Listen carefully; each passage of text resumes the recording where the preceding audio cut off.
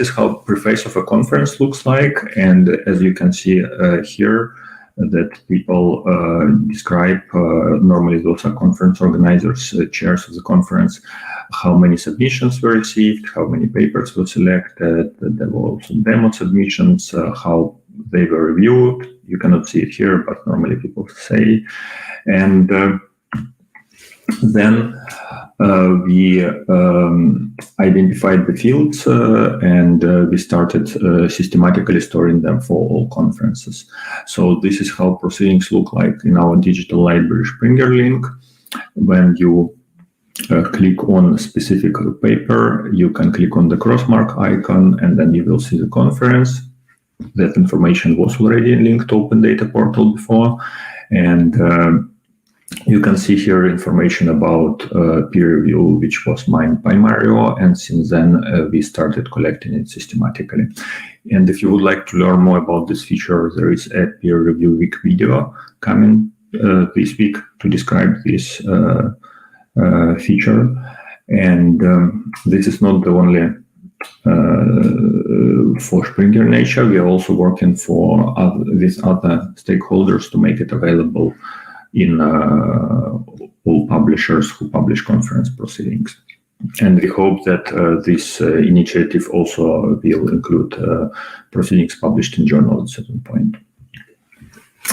Then the second item we cooperated about is probably the biggest contribution of PEERE project as a whole. It's a protocol for data sharing. So we worked with Francisco. He visited us in Springer and tested data anonymization for journals in computer science. And the result was the PEERE protocol, which then was also signed by other publishers and tested by different research groups which were involved in PEERE. And I would like to thank all colleagues in Springer Nature who were involved in this initiative. And one more result I would like to highlight is a book on scientific peer review, which came during the peer review project from Peter Spins and Maria Estelle Vidal. And even though the authors were not in the PEERE project, the review was done by Judith Barilan, our esteemed colleague who unfortunately passed away. And there will be a memorial session at this conference, as you might know. And the review of Judith was really helpful, and authors really appreciated it, and their book improved after that. And of course, there were more results. So we organized a panel at Academic Publishing Europe in Berlin, and we also published results in Elsevier or Springer journals, and more results are being submitted and published. But I think you will hear more about different results at this conference. So I would like again to welcome all the participants. Enjoy the conference. Of course, it's a pity we cannot have chats over coffee break and so on, but if you would like to discuss something, just drop me an email and we'll arrange a call. Thank you very much for your attention, and again, enjoy the conference. Hi there, in this video I want to show you how to navigate PEERE conference on Underline. You can reach the PEERE conference by clicking on the conferences here on top, and the PEERE conference is right the first one on top of our page. You click on it. You will need an account to watch the PEERE conference. The account is free. You can either create an account if you don't have one, or log in with your credentials if you have one already. When you are logged in, you get directly to the PEERE conference on Underline. Here I will explain some things about how this page looks and what can be expected. So we are right now on the reception page, where you can see the place for the announcements. Here will be announcing if there are any schedule changes or something like that. Then we can go to the schedule. The schedule is divided by days, so you can check out each day of the program. It is important to say that all these times are in your time zone, so in your system time zone. So you won't see these times as I see them. If you're in a different time zone, you might see them differently. And then you can click on each item in the schedule. I will return to this later on. I'll show you the main stage now. This is where the keynotes, conference openings, and the panels are going to happen. Each main stage has a separate schedule for each day. And on the main stage, you can chat. Or you can ask questions that the presenters will answer. Next, we go to sessions. These are your pre-recorded videos. So if you're an author of PEERE conference, you will find your videos here. If you're an attendee, you are welcome to already watch the videos from the authors. So all authors pre-recorded their videos and they're already up on Underline for watching. If we go to one of them, you can already watch the video. You can see the slides of this video. You can read the abstract of the video. So these are the slides, abstract, and you can already start asking questions. If you have a question, if you watch the video and you would like to ask a question, you can ask a question here. Presenters are then able to answer your questions in the text form, but we'll be also answering questions in the sessions of each topic. We go down to the expo page. Here is a list of the sponsors, and we are thankful for their support. We also have the lounge area where we have the room when the conference starts. This is currently empty, but when the conference starts, we'll have a room for hanging out during the coffee breaks. I'll go back to the schedule now to explain a little bit how sessions will work.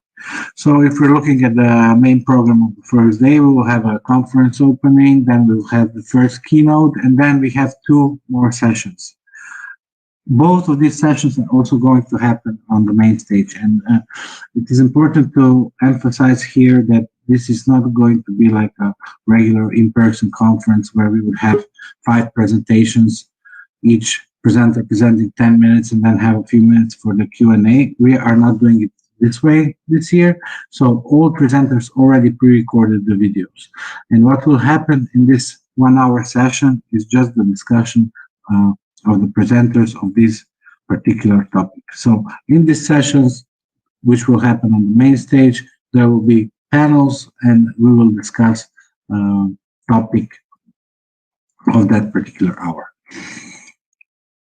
All presenters will receive separate invitations for their exact session, but you are welcome to watch the sessions on the main stage at the pre-designated times. Thank you for your attention. Welcome to the second edition of the PEERE International Conference on Peer Review. We were supposed to meet in Valencia back in March of this year, but some well-known and unexpected problems arose that made us reschedule our conference just 1 week before its celebration.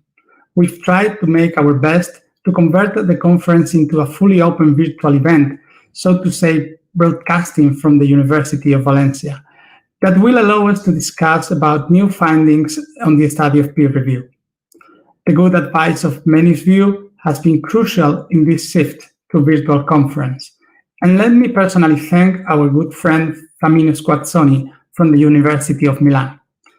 A big thank you to our gold sponsor Elsevier and silver sponsors Reviewer Credits and Springer Nature.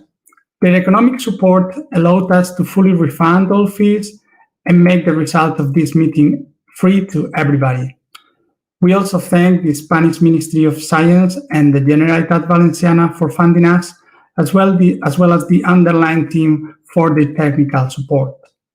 I hope you enjoy the conference program, watch the video presentations on demand, and actively participate in the live sessions in which we will be discussing about these works and also about the different topics covered by the panel sessions.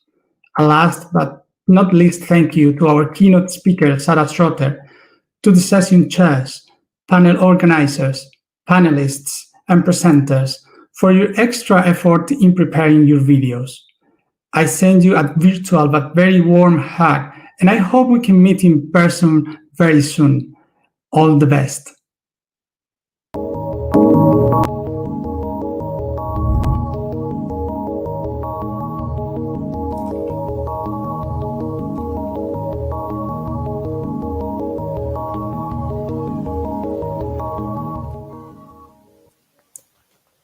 So welcome everyone. Welcome to this second edition of the PEERE conference after 2 years. As you know, probably, PEERE does not formally exist anymore because the project has ended, but PEERE is like what sociologists define a social ontology. It exists because it exists in our mind. It exists as a community. So I'm very happy to be here to just give you a brief welcome to the second edition. And I first of all like to take half a minute to give a big thanks to my dear friend Francisco Grimaldo, who survived to host this online conference, and it's incredible. I'm very happy to be here, and I love to have this kind of PEERE community going on, and so I'm very happy to be here. However, I would like my job today is to introduce you Sarah Schroeder from BMJ, who is our invited speaker. And Sarah, we really appreciate your work and your research and your work you're doing at BMJ. And we thank you for accepting this invitation to give this invited talk at the second PEERE conference. Unfortunately, we're better to be face-to-face in the beautiful Valencia, but good also here in this kind of nice web platform here. So Sarah, thank you for accepting our invitation, and the floor is yours to try to stimulate a little bit with your experience this community and this conference. Thank you very much. Thank you ever so much. It's a great pleasure to be with you. I'm ready to share my screen now. So.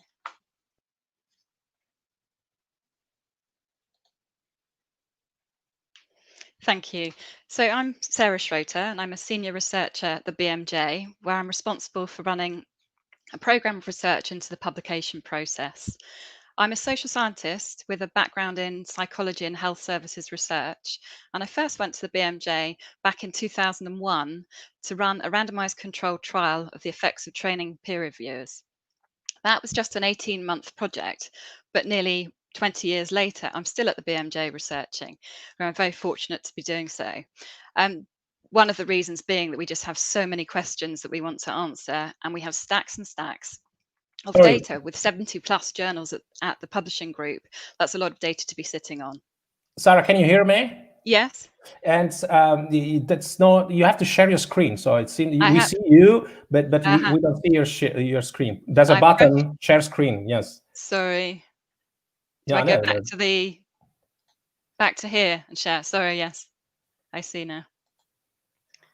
Let me see.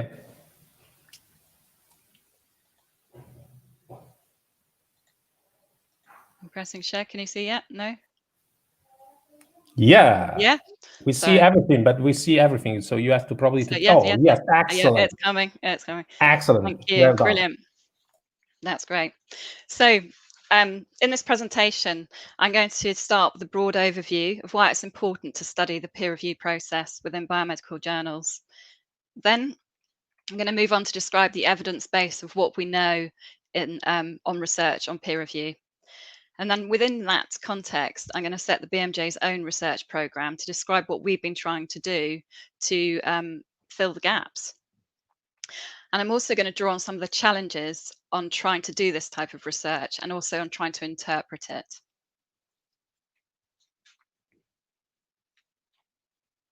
So why study the publication process? Well, dissemination and publication are obviously integral parts of the research process. Peer review determines what research gets funded and published and what counts as knowledge.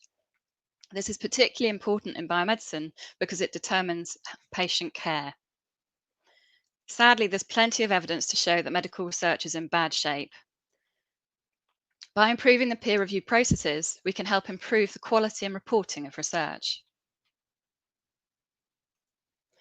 Back in 1994, Doug Altman wrote a very powerful editorial in the BMJ about the scandal of poor medical research. He mentioned that there were numerous studies showing researchers commonly using the wrong techniques or the right techniques but wrongly, misinterpreting results, or reporting results selectively, citing the literature selectively, and drawing unjustified conclusions.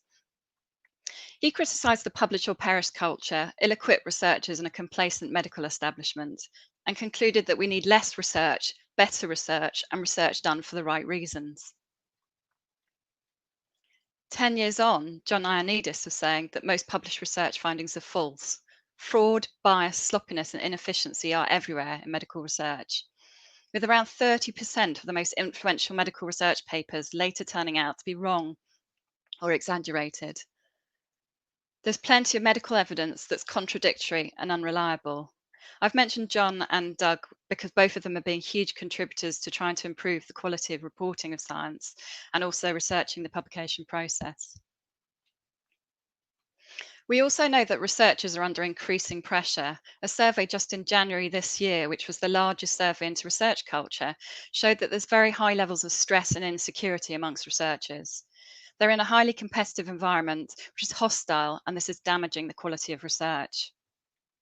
And as Jeremy Farrar says, a poor research culture ultimately leads to poor research. We know that our peer reviewers are very overburdened. They're getting increasing numbers of requests to review, sometimes from journals that they've never even heard of. Some predatory journals, some very top journals, sometimes difficult to distinguish which. Studies have also increased in complexity. So we're receiving papers to review that are much harder. They're taking longer to review, and they're actually longer papers as well. Reviewers are being asked to do much more checking these days, to check the study protocol that's accompanying the submission, to look at the reporting checklist to ensure there are no gaps, to look at the trial registry information, and also supplementary material has been increasing over the last few years. Editors as such are finding it increasingly difficult to find reviewers at some journals. And we also know that the same pool of researchers are being asked to review again and again, with some 10% doing about 50% of reviews, according to a study by Publons. Peer review itself is heavily criticised. It's slow, unreliable, with poor agreements amongst reviewers. It's subjective, biased, and that being author-related biases, reviewer-related biases, and also paper-related biases at play. It's been criticised for stifling innovation, being open to abuse, being poor at detecting errors, poor at detecting fraud, and also being poorly diverse and not very inclusive. But if you think about peer review, it's not just the peer review experts, it's the whole peer review process. So the experts are just one element within a whole system of what goes on between submission and publication. And what you see is there's absolutely huge variation in practice amongst journals. There's very little agreement on the purpose of peer review even. People don't agree on what a good review looks like, or what skills reviewers might need, how many reviewers should be used, what tasks we should be asking them to complete. And even within journals, there's a huge variation in the level of instructions given to reviewers and also what they're specifically being asked to do. Not every reviewer is familiar with all of the journals they're reviewing for, so it's no surprise that there's lots of confusion and lots of diversity going on. Some journals use lots of administrative checks. Some use artificial intelligence software to check for gaps on submission, for example, Penelope, or Stat Reviewer for checking up on statistical elements of the paper. Some journals use statistical advisors. Some journals use technical editors.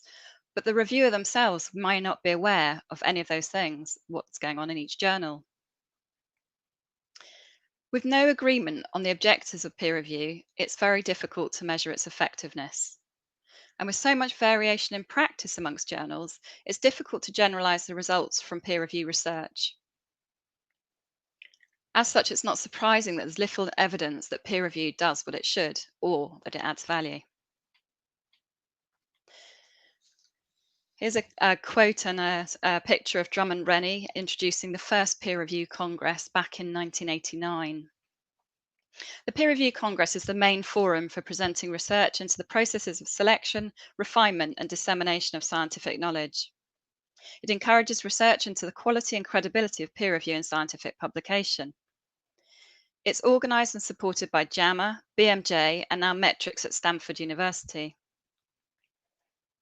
It meets every 4 years, and whilst it began to focus on biomedicine, it's now branching out into many different aspects of science, and it hopes to include all sciences in the future. Inspired by the peer review Congress announcements back in 1989, the BMJ launched its own program of research. So this is prior to even my arrival at the journal. The BMJ is absolutely committed to improving the evidence base around the publishing process, and we can now carry out research into all aspects of the operation of the journal, with the objective of developing, promoting, and incorporating evidence-based and responsible publishing into our own practices.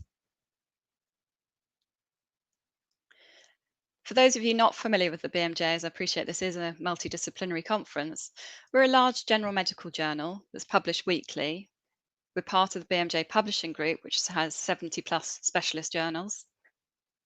We were actually one of the earliest adopters of peer review back in the 1890s. We publish research in an open access format. We invite patients and the public to review articles alongside our traditional peer reviewers, and more on that later. We receive around 3,500 research submissions a year, and we reject 85% without review. We only go on to accept around 3 to 5% of papers. One of the first challenges when we started out our program of research was to not have outcome measures. We were trying to develop a measure initially on how to know if a peer review is good or not. So we developed the peer review quality instrument, the RQI, and you'll see this has been used in quite a number of studies since it was developed. It's actually the only psychometrically valid and reliable tool that's currently out for use that's been used in numerous studies. So it's quite a robust tool, despite a lot of criticism against its the content that it includes. Other researchers tend to use their own tools for review quality, maybe just a global tool of how good is the review sort of level, or they tend to use process measures that are easy to capture within the journal manuscript tracking system. So there is a distinct lack of outcome measures that are relevant for specific questions.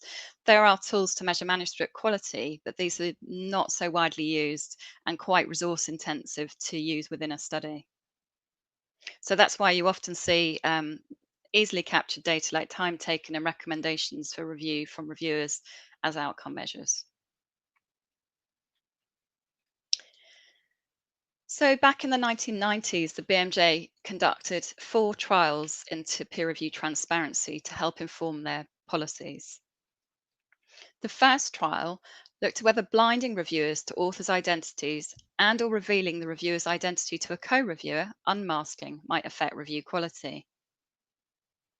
Secondly, they asked whether blinding reviewers to authors' identities and or requiring them to sign their reports might improve peer review. Thirdly, does revealing the reviewer's identity to the authors affect review quality? And finally, does telling reviewers their signed reviews might be posted on BMJ's website affect review quality? For each of these trials, they used the review quality instrument that I've just mentioned, or error detection as the primary outcome. And by error detection, I mean the use of manipulated papers with errors inserted. So a little bit not such a real thing, not real submissions, just papers as dummy papers. But none of these steps towards greater transparency had an editorially significant effect on the trial's primary outcomes. So as such, the BMJ decides to change the policy and introduce open review because they felt that there were ethical arguments in favour of open review that outweighed the fact that we didn't see it as being better in terms of review quality or error detection. So that was back in around 2000. And we now also publish all reviews and pre-publication history online for accepted articles based on the trial showing that people weren't put off by having their reviews posted online. And we now have around 20 years of experience with open review. We found there's been very few adverse events, and obviously we have to have those self-reported to us, but we do keep track of them. And reviewers are definitely willing to review for the journal. We don't have a problem. We are in a very luxurious position. I appreciate this, that we don't struggle to find reviewers. It's got harder definitely over time, but we're rather spoiled. So the first study that I went to the journal to conduct was an online versus face-to-face training program to see if we could improve the quality of review or the number of errors detected. So it was a large trial with 3 groups, and we used the review quality instrument, the identification of 9 major errors, the recommendation for publication, and the time taken for reviewing. And we found there was only a very slight improvement in review quality and error detection, and it wasn't editorially significant, and it wasn't maintained in the longer term. About 3 months, it tended to wear off. So as a result, we didn't introduce a training program. Now, there's been other trials looking at training and evaluating them, and they've also been ineffective. And we often hear that training doesn't work for peer reviewers, but I would argue that training is actually a very complex intervention, and the studies were done in just single journals, and we may get very different results if we look at different types of training and in different journals.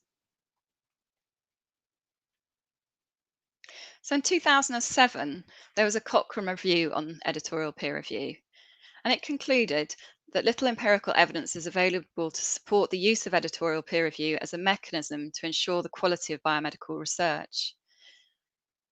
Many of the studies that I just presented were included in this review. They also identified that there were lots of methodological problems in studying peer review and that these are complex. They concluded that a large, well-funded program of research on the effects of editorial peer review should be urgently launched. But sadly, 13 years later, there is no sign of such a well-funded program of research. A little more recently, there was a meta-analysis and systematic review in 2016 by Bruce et al. And they looked at just trials that tested different aspects of peer review to try and improve quality of review. There were just 22 studies included, and 7 of those had been published since 2004. And I'd add on that actually there's been just a handful since then, since 2016, to add to the collection of trials. So there's a real lack of trials going on. And these are the key findings from those studies and the aspects that they tested.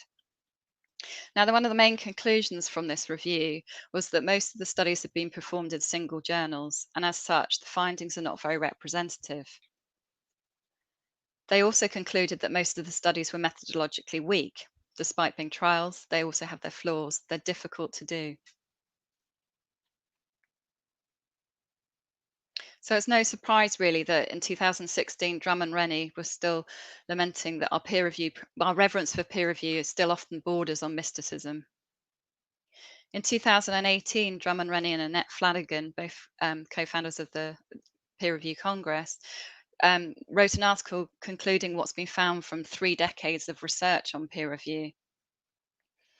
They say that we know a lot about the mechanics of peer review, sort of the things like how long it takes and how often a failure to detect misconduct and the mechanical parts. But they've also seen research has brought clear improvements to the biased reporting of clinical trials as being a very positive outcome.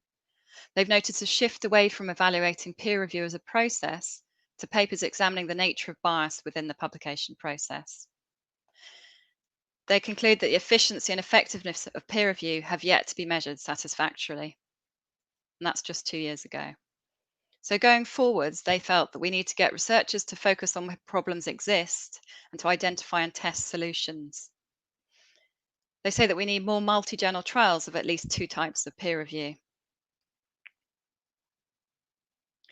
I'm now going to present some new collaborative research studies underway at the BMJ, where we're making an effort to do or collaborate in multi-journal trials of interventions that are easy to implement. So we're trying to plug that gap that I've just mentioned by Drummond and Annette.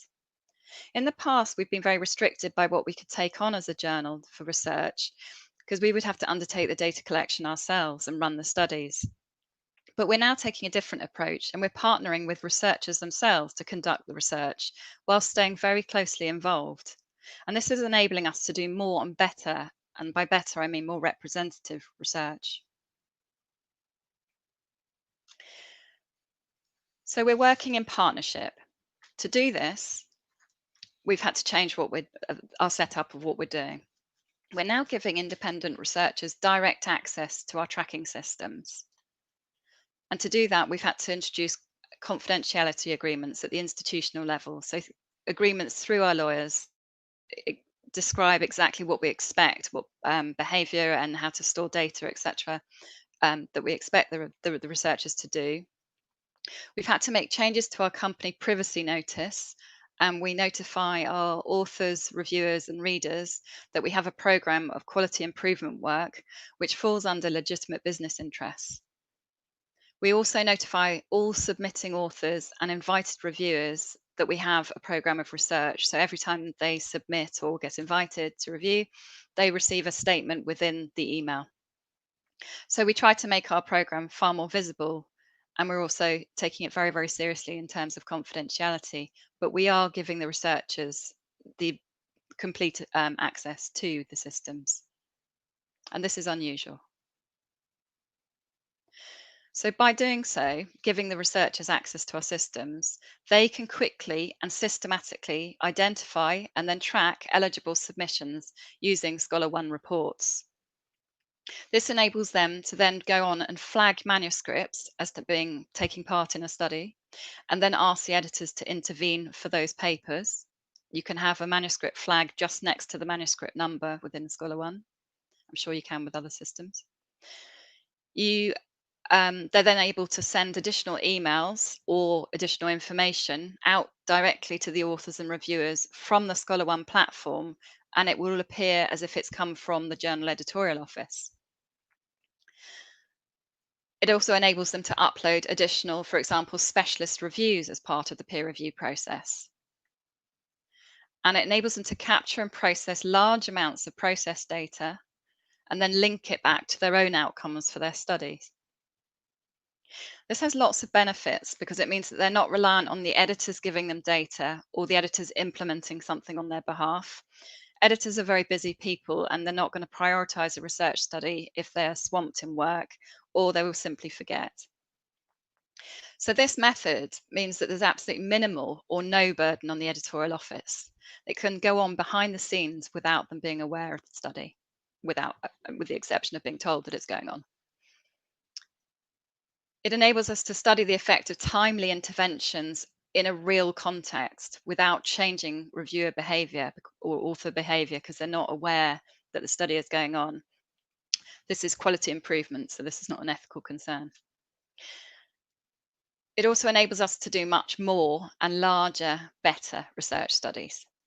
And it gives an element of independence by having the researchers conduct the studies rather than editors and myself just evaluating our own work, our own processes. So one of the first partnerships that I want to mention is the PEERE partnership, Methods in Research on Research, which is a European joint doctorate training program, which has just come to an end. And you'll see that there's 3 presentations at PEERE this week by PEERE students, so please look out for them. The first one coming up in the next Q&A session 1. And I'll just mention very briefly that study because you will have seen the presentation by David himself. So he ran a trial, an intervention with authors to try to improve the completeness of reporting of randomized controlled trials. So in his study, he included randomized trials that were under review at BMJ Open. So he was able to use the ScholarOne system to identify trials that had come in and that had gone under review. Papers were randomized to either the usual peer review process or to the intervention group where it had the usual peer review process plus an additional review that evaluated the completeness of the reporting of 8 core consort items, the reporting guideline for clinical trials, and the review contained specific requests for authors based on the issues found. He then uploaded this alongside the other peer review reports, and then the author received those alongside the review reports as they usually would. The primary outcome for his study was the completeness of reporting of those specific 8 core consort items. And what he found was it led to more complete reporting, which is a great positive outcome. But he also found that it took 87 minutes to actually run the intervention. So I'm sure you have many more questions about this in the Q&A session. The second study, another trial that I'd like to mention by Mona, was an intervention with authors to reduce spin in the abstract conclusions. So she included papers under review at BMJ Open. The control group received the usual author's decision letter, which goes out as an email with the editor's comments and the peer reviewer comments within the email. The intervention group received that same email, but within it, the editor added some instructions, some standardized instructions to check for and remove spin in the abstract conclusion. So Mona flagged the intervention manuscripts with a colourful flag, and the editor then knew that they were to insert some additional spin guidance into the letter. The primary outcome was the presence of spin in the revised abstract conclusion. And what Mona found was that these short instructions didn't actually have a large impact on reducing spin, which was a shame because it was such a nice, easy intervention to implement. But again, I'm sure you have more important questions to ask Mona in her session. The third PEERE project is by Cecilia, and she has developed a new outcome measure for review quality. So you remember at the beginning I said that the BMJ developed one back in the 1990s, which some have criticised. Well, this is a new tool, the Arcadia. And Cecilia's been using BMJ Open as well as some BMJ reviews and been testing the psychometric properties of the tool. And she's found very preliminary evidence of the reliability and validity of Arcadia. More testing is definitely needed. It needs to be tested in further studies, different journals, etc., to see how reliable and valid it is. Now, moving on to a totally different collaboration, moving on from PEERE. This is a large cross-publisher trial of journals, 13 journals, and just 3 from the BMJ.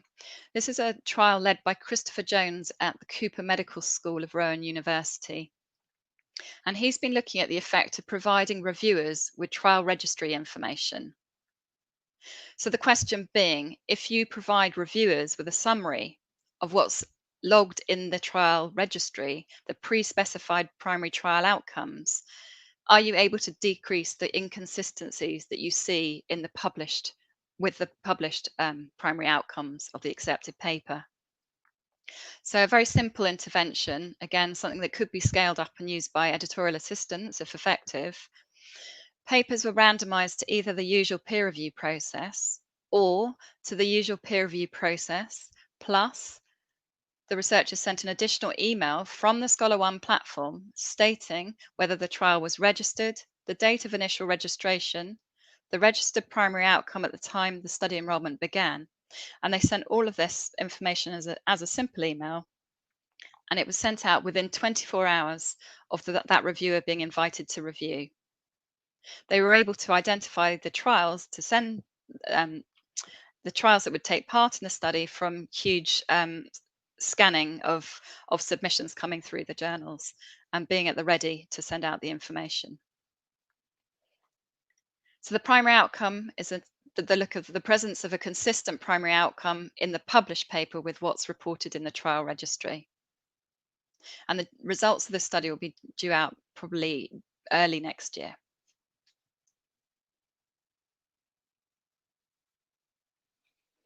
Another collaborative trial that we're taking part in is led by Oxford University, that's Benjamin Speak. And this is a cross-publisher trial again, so PLOS and BMJ, involving 7 journals.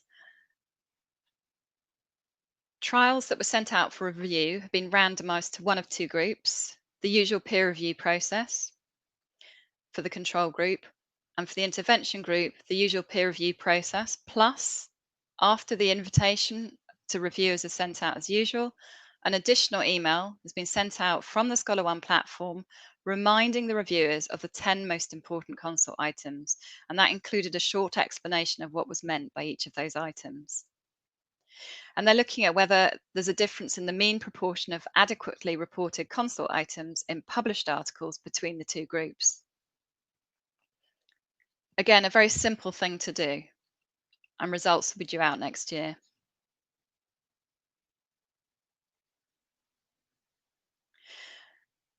Another study that Benjamin's leading on is very, very similar to the one I've just mentioned, but this time looking at the SPIRIT guidelines within the context of protocols, study protocols. So study protocols sent to the BMJ Open exactly the same process going on with the additional email reminding them of the most important items, and then looking at the difference in the mean proportion of items adequately reported. Again, results due out next year. Now, here's a study that we're just at the process of designing, really, and this is led by Philip Clark at Oxford University and Adrian Barnett at the Queensland University of Technology. And they want to run a multi-journal randomized trial with BMJ journals, possibly other journals if others want to take part. And they want to test a range of incentives on the uptake of the invitation to review. We talk a lot about what motivates reviewers, but we don't really have much evidence on what would work as an incentive. So we've had lots of ideas of what we might like to test, but if you've got any ideas on what you think would be good to include in this study, then please drop them in the chat function now, because it'd be very good to capture those. Or get in touch with me directly if you have some good ideas. Another large study that we're collaborating on is an observational study of gender bias in editorial decision making. And this is with the University Hospitals of Geneva. So they're going to be looking at evaluating the influence of first author's gender on manuscript acceptance for original research articles sent for peer review. We've got 11 of our journals who've already signed up to take part. It's going to be a retrospective cohort of all submissions that are on our system. So that's going back to 2012, right up till 2020. There'll also be a nested case control study within that cohort, and we're looking at accepted versus rejected papers. And we're going to adjust for lots of different factors that might actually lead to an effect on gender. So we're looking at characteristics of those manuscripts to see if we can account for any gender bias. Now, I'd just like to mention a very new and exciting collaboration that the BMJ has just launched with Maastricht University. So in February this year, we announced that we're doing a new PhD program on the responsible conduct of publishing scientific research. The idea being that we can partner up and get some really big studies done, and PhD students have so much more time than an editor to do a project. So this is a very positive move to try to answer some of our questions that we have.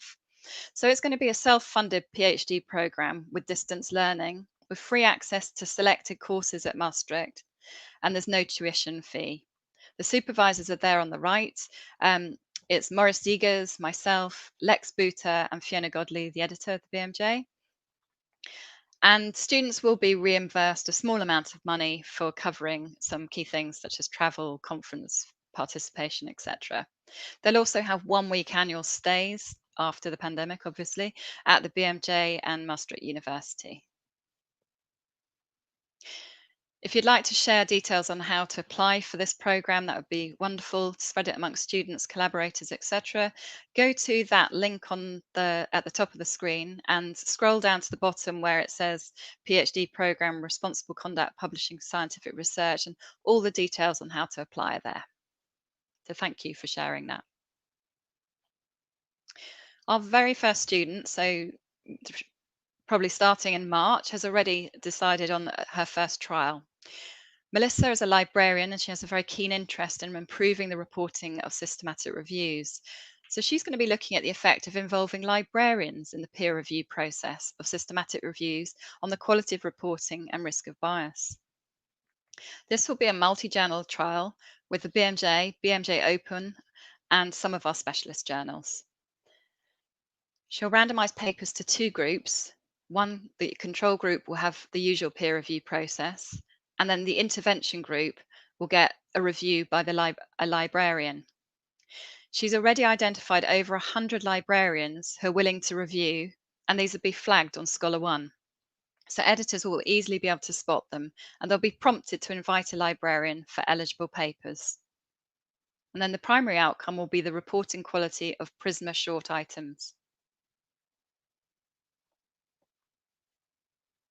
I just want to change gears completely and mention another innovative initiative by the BMJ within peer review. Within the wider context, the BMJ launched a patient and public partnership back in 2014, and we're committed to partnering with patients. And we do lots of things now that we weren't doing pre-2014. I've listed some of them there. This includes employing patient editors. We have 3 or 4 patient editors on Rota. They work on different aspects of the journal. We now encourage co-production of educational content. So authors are asked to co-produce content for the journal with patients. We've made it mandatory for all researchers, authors, to submit a statement about how they have involved the patients and the public in their research. And most importantly, what I want to talk about is the implementation of patient and public review at the journal. So we now invite patient and public reviewers, of which we have over 1,000 signed up on our system, to review alongside our traditional academic reviewers. Guidance on what we ask the reviewers to do is listed there on that website at the bottom. We don't ask them to critically appraise papers in the same way as a traditional reviewer. We ask them to comment on things like the relevance and importance of the paper to carers and patients, whether patients and carers might be able to take up the intervention that's described in the paper, are the outcomes of the study important to patients, and have the researchers involved patients and the public within their research, and if not, how could they have done that? How could they do it? So this area in the patient partnership has got plenty of scope for research. So far, we haven't done much. We've done a survey of our patient and public reviewers and found that they're very much engaged with the system. They enjoy reviewing, they would recommend it, and they think more journals should adopt this type of review. There's a link here to a presentation I gave at the last peer review congress with far more detail about this. I don't have time to go into the details now, but I'm very happy to answer questions in the Q&A session in a minute. We know that our editors find patient and public review very, very helpful when they're making decisions. And we feel that we've now successfully integrated it within our system. It's taken a while, and it's been there for a while, and we're now ready to do some bigger research, some better research, looking at the impact of patient and public review. And obviously that needs to be done in the context of the impact of traditional peer review, because we know that's not effective. We don't have much evidence. So it's not fair to kind of write off patient and public review and say it is or it isn't effective if we don't even have that information for traditional review. Finally, I just want to mention some challenges that we face when we're researching the publication process. One of the key things can be obtaining funding and ethical approval. As a journal, it's very difficult to get these because we're not an academic institution and we can just be turned down. So it's far better for journals to partner with researchers. It's expensive to do research. Trials are expensive and resource intensive. Even a survey is time taken away from doing other jobs. So without funding, it can be very, very difficult. But the biggest barrier is the inaccessibility of the data and finding journals who are willing to participate. Sometimes we find that journals will agree to participate, but then they only really just want to give a part of the data. They don't want to hand over all of the data, and there are serious concerns about confidentiality. Quite rightly, of course, because peer reviewers haven't agreed to be researched when they're submitting their reviews, for example. So the BMJ, as I mentioned before, has taken lots of steps to try to get around this, and we take it very, very seriously. So the confidentiality agreements, the updated company privacy notice, and there's the statement that we include in all emails to submitting authors and invited reviewers.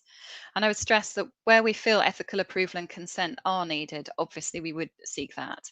So when we're using the former approach, that tends to be for the studies that fall under quality improvement, where there is no risk of harm, for example. There's lots of challenges when trying to conduct the research, and these mainly focus on study design. It's very difficult to design studies that avoid process delays. And that's one reason why editors are concerned. That's my watch going off, sorry. Why editors are hesitant to take part in some studies. So delays are absolutely crucial. We must avoid them. It can be very difficult to test a new intervention in parallel with your existing process. So to have two sets of instructions to reviewers or authors at the same time can cause lots of confusion. It's absolutely essential to minimize the burden on editors, reviewers, and authors. So when designing any study, this is the bit that I'm focusing on right at the front, just to ensure that there's no burden, because as I've described, there are lots of other ways of researching from the other end of the system. Papers move incredibly fast. At the BMJ, for example, we very frequently reject papers within hours of submission, and that can sound awful, but actually some authors are quite pleased to be rejected quickly and to know we're not going to waste their time. But this has massive implications for trying to deliver timely interventions. So as you saw with the Christopher Jones, the Cooper Medical School was sending stuff out, reviewing the trial registry within 24 hours and then sending this information to reviewers. It's very important to move as quickly as possible. There's a trade-off between doing a quality improvement study versus enrolling reviewers actually into a study. If you enroll them, they become aware of the fact that they're taking part in a study and their behavior can change. And we want to avoid that. So wherever possible, it's good to be doing these studies as part of usual process and with nothing being interrupted. I've already mentioned there's a real lack of relevant and validated outcome measures. And without the right outcome measures, we tend to be twisting our questions to make it suitable for the outcomes that we can measure. And that's wrong. We need to have the right tools for the right questions. It can be very difficult to design low-cost interventions that are actually feasible to run, that are meaningful and likely to be adopted, but that's important to try and focus on that. I've just mentioned surveys here because I'm finding these increasingly difficult to do. Response rates have gone from 70, 80% right down to 10%. There's huge amounts of survey fatigue, and institutional spam filters are destroying this method of research. So I'm moving away from surveys as much as possible at the moment. Another good reason to do trials. The electronic software that we use can also be a hindrance. And in many ways, it was easier in the days of paper systems where you could just insert an additional thing into an envelope. Now we have to try to intercept the process at great speed, and that can be very hard. So a bit of thought up front about how this will work is always required. Sometimes we have to send out, for example, an intervention for reviewers after the review invitation has actually been sent. If we sent it at the time of review invitation, the editors would have to be involved, and that causes work for them. So it's the work around it has been to send something very, very quickly after that. But there's no guarantee that the reviewers will read your email in conjunction with the invitation from the editor, despite it being from the editorial office. Randomization can be tricky. The systems at the moment don't have the option of being able to randomize and shove papers down one route and then another group down a different route. I'm sure that someone clever in development can add this to the front end of systems and make it much easier for us to do these studies. But at the moment, we're working from the back end of reports back to the front. The reports that are automated that come out of Scholar One and other systems don't capture everything. They don't capture all the richness of the discussions that go on. For example, the conversations between editors, the number of editors that have been used to make a decision. And also these automated reports can sometimes have delivery failures. And quite often I have collaborators saying that they didn't receive their reports that day. So I can download them at my end and send them manually. But that can be quite frustrating. So challenges in interpreting the results of research and peer review. We have to question the representativeness of the results, which are dominated largely by the big and very specialist journals. What it means for them doesn't necessarily translate to another journal or another discipline. And with such variation in review processes amongst the journals, it's like comparing apples and oranges. Participants recruited into studies behave differently to them when they're behaving in the real context. We need to factor that into our decisions when interpreting the papers. Views and behaviors, these change over time. Think about open access and open peer review. People's attitudes have just very, very much different from 1990 to 2020. Statistical significance is not the same as editorial significance. What looks statistically significant on a 5-point scale might not actually have any meaning in terms of what it means in making a decision in the editorial office. Something to think about. We've also seen huge change over the last 30 years of peer review research. We've had the birth of the internet, an explosive growth in the speed and volume of communication, changes to how researchers are accessing information and data, and implementation of electronic peer review away from the paper-based systems. There's been an introduction of trial registration and reporting guidelines. These have all had significant effects on science. So where next? Well, with the new models of peer review that are around, it's even more important to evaluate. We first need to have consensus on what the key research priorities are in this area. We need more and better quality research, move away from research that's been done by editorial offices and editors, and we need to adopt more and more trials to answer specific questions. We need to encourage funders to fund this important research.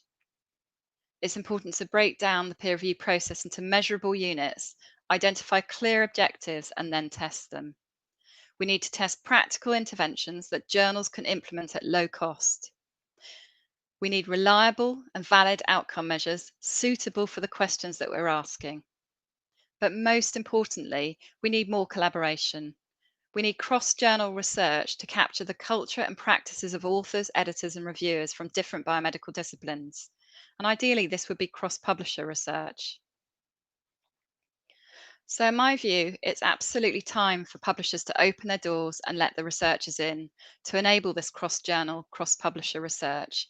Otherwise, we're going to continue to just see research on the published research literature and the published reviews that are available to all. And we're going to miss out on all the submitted research and reviews that tell the full part of the story. And that data currently is only available to a few lucky people like myself and others. I just want to finish with a quick call for abstracts for the next peer review congress, which will be held in September 22, and the abstract submission deadline is December 21. Thank you ever so much for listening, and I'm very happy to take questions on anything that I presented, and apologies for having to race through so much so quickly. Thank you.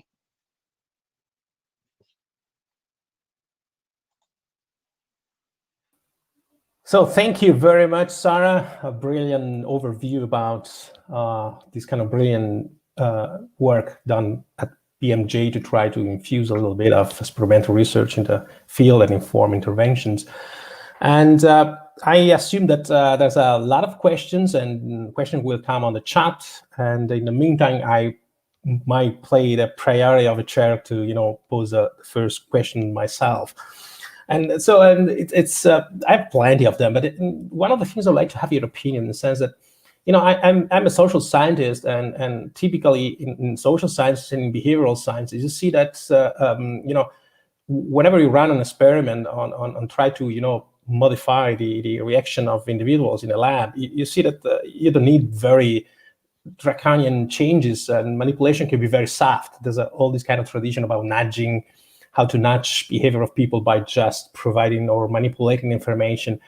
And whereas you show a lot of attempts at running randomized trial control on reviewers, and it seems that in many cases you did not find significant kind of changes in the way they behaved. And in my understanding, there could be two reasons. One is that, peer review is so resilient. People behave in a way, there's no way to change their behavior. And this could be due also to the fact that the system work. I don't know, they are not concentrated, it's not part of, I would like to have an idea about this could be a kind of explanation.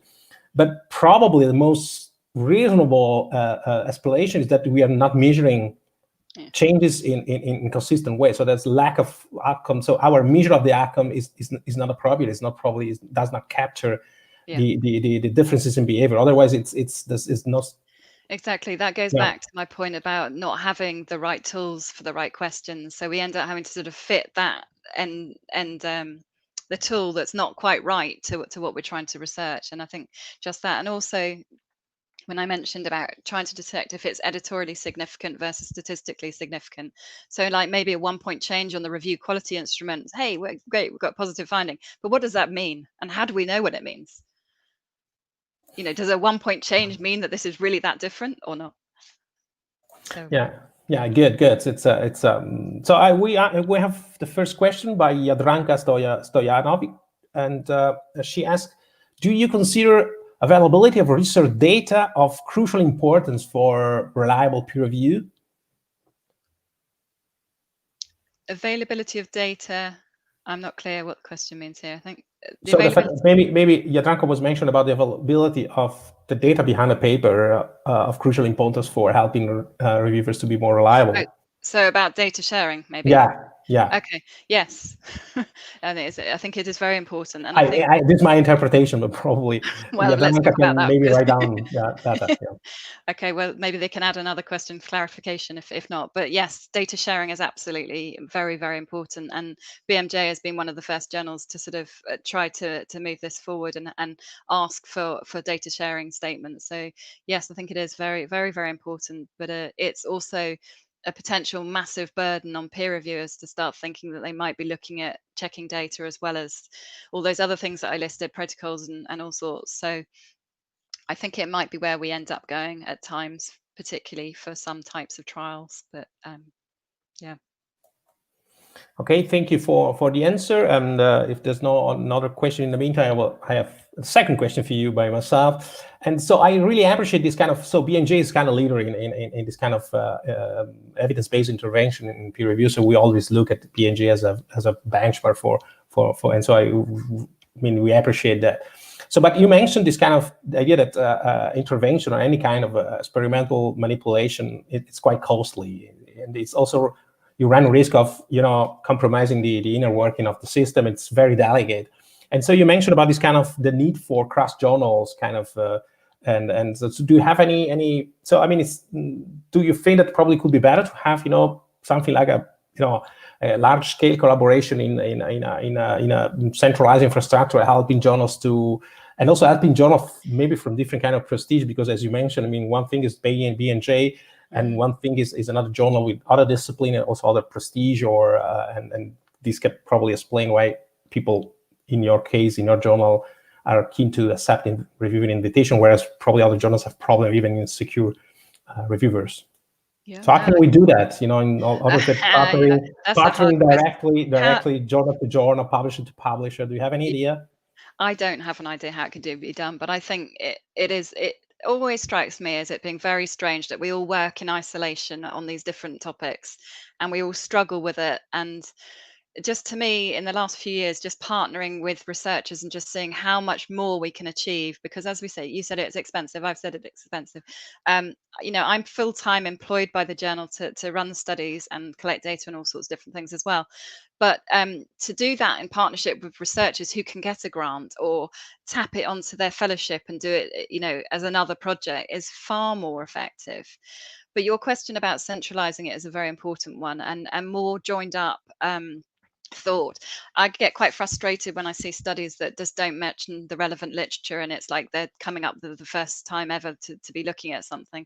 And I think this is partly because the literature is very fragmented, and if we could make more of an effort somehow to bring ourselves all together, I think it would be great. But I don't know how we do it.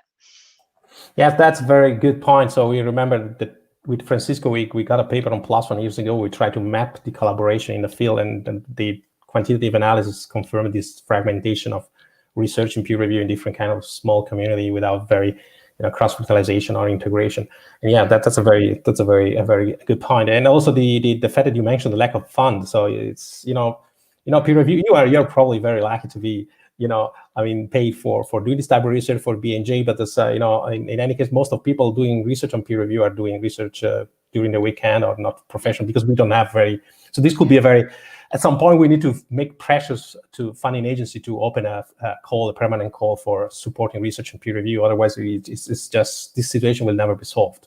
Yeah, good point. I mean, it's quite scary that they're not funding and grants are being turned down that are good, that will be progressing this. And just the importance of peer review and science in recent times, it's quite frustrating. I guess putting some millions of euro every year on research on peer review is not wasting money. So you save a lot by improving the system. Yeah, sure. That's a very good point. Let's try to send this message around. So we found we got a question from Alejandra. And she was mentioning, what do you think about the fact, so there's a lot of discussion about peer review at journals, peer review at preprints, peer review at funding agencies. And the question was that these are different things, but the life of a researcher is unique. You just submit a proposal, get funding, and try to publish your paper quickly on preprint, and then possibly get in a good journal out. So do you see this kind of challenge of peer review being different in these kind of different stages of the process of scholarly communication? Or we might probably learn something from what we learn from journals to be applied to funding agencies and vice versa? I think it's a very good question. I think even the peer reviewer reviewing for a different journal can behave differently. So I would say that, yes, they're going to be if they're reviewing a preprint and it's very visible, they might consciously be behaving well, it's out there in the public, so they're going to be making every effort to make it look good, but they're not seeing it as being a proper submission, so that might also influence their behavior. And grants are enormous things to review. So I think, yes, we take a different mindset to be reviewing the different things, but whether we can learn things, I think probably not too much at this stage. Because the processes are just very, very different, and the expectations and the tasks are different. I think breaking it down into tasks that are similar and then looking across journals, or likewise for granting agencies, would be good. But to lump it all together is quite a big thing.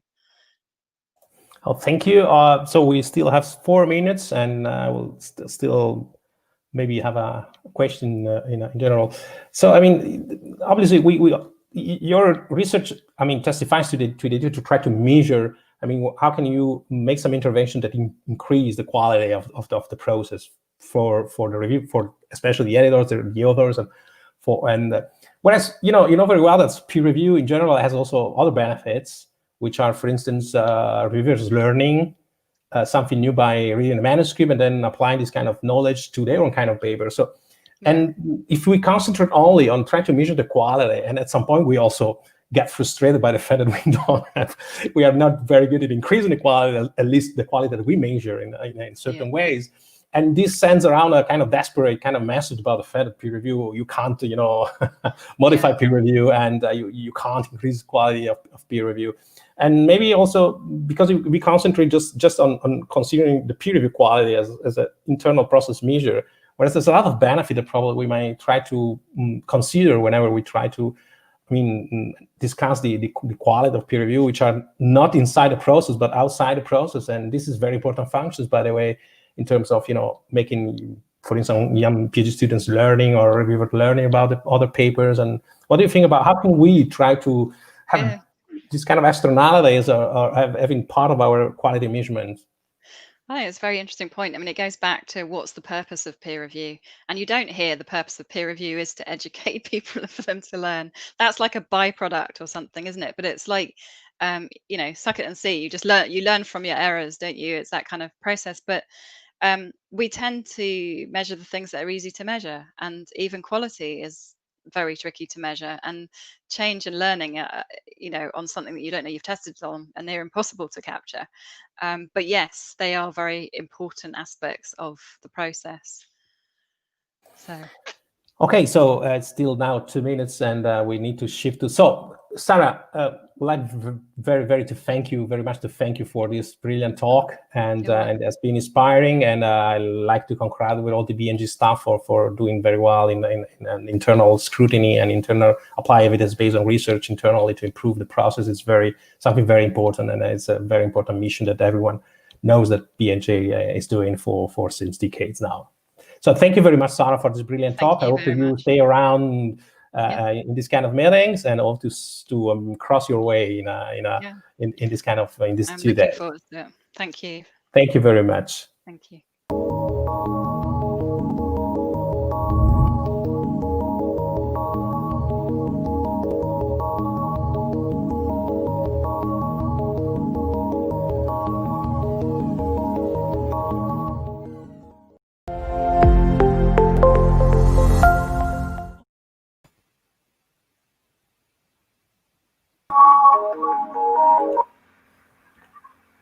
Hello. Hi. Hello. Great to see you. I think we are waiting for Willem to join us. Adjusting my background. Okay. Right, it's 3 o'clock, and hopefully we can start soon if we have Willem on the line. Okay, maybe we can start in a different way then until Willem join us. So let's start by the most relevant topic to Willem's topic, and that will be David Blanco's topic, which was also presented by Sarah. So welcome everyone to our panel discussion. I hope you have all had the time to watch the videos on Underline, and I would like to introduce our panelists today and ask them to briefly present the summary of their videos in 1 or 2 minutes, and then I will try to guide the questions. I've got a lot of questions myself. Maybe you have already seen them next to the videos, and then I'll also try to embed questions that are coming through the Q&A. So David, would you please introduce yourself and give a little bit of an elevator pitch of your presentation? Yes. Sure. My name is David Blanco. I was part of the PEERE project. I was one of the PhD students who were part of this European project. And my last PhD project was a randomized trial that Sarah Schroeter just mentioned, in collaboration with the BMJ publishing group, where we showed that engaging an expert in consort in the editorial process of BMJ Open, which is a general medical journal, improves the quality of reporting of randomized trials that are submitted to BMJ Open. We analyzed different outcomes, such as the completeness of reporting of the reviewed manuscripts by the authors, but at the same time, we acknowledge that the intervention is time-consuming, and for this reason, it's necessary to discuss the ways to make this intervention workable in a real context. Thank you, David. And we have Emma on the call. So Emma, please, can you also introduce briefly your study? Sure. I'm Emma Smith. I'm a senior editorial assistant at eLife, and I'm presenting today the results from 2 different types of peer review process. We did a brief pilot trial of around 300 papers submitted to eLife that went through a slightly different process. So rather than editors and reviewers being able to reject a paper after review, eLife committed to publishing any paper that went on to be reviewed, with a view to hopefully giving authors a bit more control over how they wanted to respond to the review process and review comments and things like that. And we basically compared those 2 processes on key things like outcome measurements, whether a paper, how many papers in the sort of initial stage when editors were triaging the paper, what the effect of the trial process was on the editor's outcomes there, and then what the overall acceptance rates were and whether that differed by demographics such as gender, career stage, and the geographic region of each author. And we found that there weren't too many differences in the review characteristics, like the reviewers recruited and things like that. We did see significantly more trial papers went on to be accepted. Slightly fewer, but not significantly fewer, were invited for peer review. We didn't really see any gender differences, in the outcomes of the trial process, but we did see that slightly more papers from researchers from later in their career stage and fewer papers from authors based in Asia went on to be accepted, although there wasn't a huge impact of the trial process per se. So, thank you. Ed, you're also presenting the trial that you did at Springer Nature in your video. So maybe you could also give us a 2 minutes summary of that trial. Certainly. So my name is Ed Gerstner. I'm the Director of Journal Policy and Strategy at Springer Nature. And the work that we presented was work that had, or things that we discovered largely by accident. We hadn't set out to initially, we hadn't set out to test the thing that we set out to, which was what we've seen is the effect of language on getting people to sign up to having their reviews posted to one of two different, or either of two different, or both, peer review recognition sites, Publons and ORCID. We'd originally, so we'd started out with transmitting or getting permission from referees to transmit their reviewer activity to ORCID, which is a new, relatively new functionality at ORCID. And then subsequently, we did the same for Publons. When we started opt-in or designing us, integrating the ORCID peer review recognition into our systems, we tried to make the opt-in question very simple, very user-friendly, short, simple language. And then when we went to integrate Publons, essentially the same thing, our lawyers said we had to use much more legalistic, much more detailed language because Publons were asking for more information to be transmitted. And various people that were involved were saying, no, we can't make it that complex. It'll look like an end user agreement. No one will sign up. It'll be scary. It'll be daunting, and opt-in rates will go through the floor. What we found was the exact opposite. We found that the greater detail, the more legalistic approach, or rather, I think it was mostly the detail and the very nuts and bolts and the greater length, seemingly encouraged a much greater opt-in than the simple language. Now, it could be this is not necessarily. It wasn't like I said. We found this by accident, so we didn't set it up in a way to really account for all the possible things. So it could be that more people know of Publons than ORCID, but I'm not sure that that's true, and certainly not by the difference. It was 39 to 65%. That's a big difference, and I don't think that's a brand recognition explains that. And I think it is simply being very open and very detailed. People are reassured by us going into great detail as to how we're going to use their information. And I think this is really important in so many aspects of what we do, to be mindful of how we are trying to bring the communities on board. We're innovating, we're doing things that people aren't familiar with, we're doing things that people might not be comfortable with. And so we have to be very careful about the language we use to help bring them on the journey that we are already on. And we need to not take for granted that we are used to that journey. Great. And we've got Willem on the call. So Willem, please, if you can also give us a 2 minutes introduction about the video that we have on the line. Yeah, sorry I stumbled a bit on the way in, I suppose, but it's okay. I managed to get here. Yes. So in our project, we're trying to track some long-standing concerns about the use of materials in biomedical research, and some problems and errors that seem to have a very difficult time getting fixed in biomedical research, which is the use of misidentified cells and the use of misidentified antibodies, for example. So some of these problems that have been around for a while, and we're trying to see what helps.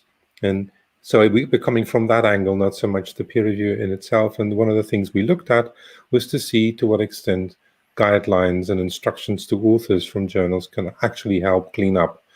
And the interesting thing for us is that these are kind of errors that are relatively not easy, but at least trackable in the published records. So that's what we try to do, try to see if we can find improvements over time. Great, thank you. So maybe I can start with my questions, given that we had David and Sarah's presentation on a similar topic. Willem, do you think your study could be enhanced by this intervention in the editorial process? Do you see any parallels between what you did in your study and what is happening, for example, in the BMJ Open by David's experiment? You mean in terms of how we could research this? How you could see the impact of editorial intervention in authors' adherence to guidelines, basically, because David's experiment shows that editorial intervention, although it's very labor intensive, has an impact. And I was wondering whether you could also see this or rerun the experiment that you did on a journal like the BMJ Open, where there is this editorial intervention in place. That would be really interesting. And what we did is not an experiment. We're doing statistics, right? Yeah, we're trying to follow this over time. So we don't have an intervention kind of study, basically because, we don't see how we could and if we can develop some sort of partnership, then that would be possible. But we're relying on the published record. Right. So, David, do you think that will be something to be studied, the impact of editorial intervention on authors' adherence to guidelines? Is this something that can be done at the BMJ Open, for example? We are talking about general guidelines to authors, not about biomedical reporting guidelines, right? But can among those general guidelines, are there any specific ones that could be, for example, along the lines of there was 2 cell lines and also the antibodies, which was the focus of study of Willem. Are they also included in the study that you're part of, David? Well, the items we considered in our study were a subset of the whole concert checklist. So we focused on some core concert items that are mostly related to the methods of that particular randomized trial and on how to report the results of that randomized trial. So this intervention could be somehow expanded to be checking other stuff which could be more related to the journal guidelines rather than the reporting guidelines that apply to the specific study. But I think that the same procedure could be used perfectly and the same structure for the study, but the focus of my trial was kind of different. I see Ed has a question. Go ahead. Yes, why not? Well, the question is, it's an observation. Or rather a theory. I would suggest that it depends on how the author or where the authors feel the guidelines are coming from. If they're just like formatting of the journal, or if they think it's stylistic, they're likely to be irritated and to ignore it as much as look at it. But if they think that these are community guidelines, community expectations, then us highlighting these flaws, or rather holes in their papers to meet these community expectations, I think that has much more power. And thankfully, these are the things that we actually care about much more. And an example of this is the reporting checklist that we at Nature instituted some years ago. We just providing the checklist improved the statistics of the papers that we are publishing, because we were challenging people to think about these things. Now, this was done without, we do monitor compliance, but that's also very labor intensive. But I don't think to get that jump, you needed necessarily the compliance, but taking the next step to point out, this is missing, this is missing, this is missing, this is missing, this is missing, and this is what the community expects. I think I can see the power in that, and I think this is the first time I've seen your work, David, and I think it's really interesting. I think it points to something really interesting that we can move forward with. But again, I think it depends on whether these are journal guidelines or community guidelines. And I think there's likely to be a difference there. Go ahead. Yeah, Willem, you already had this nature part of the study in your study as well, right? But that's also the bigger point that we're trying to make, is that we cannot look at these journal guidelines in isolation. It's not as if you can do research as usual and then at the end of the research process have a policeman that says, this is what you're allowed and not allowed to do, right? So guidelines in that sense, having a policeman at the end can help maybe to some extent, but it should be seen in the wider context of what a research community thinks is good research, basically. All right. I have a question from Isabel among the audience, and I think that's for David.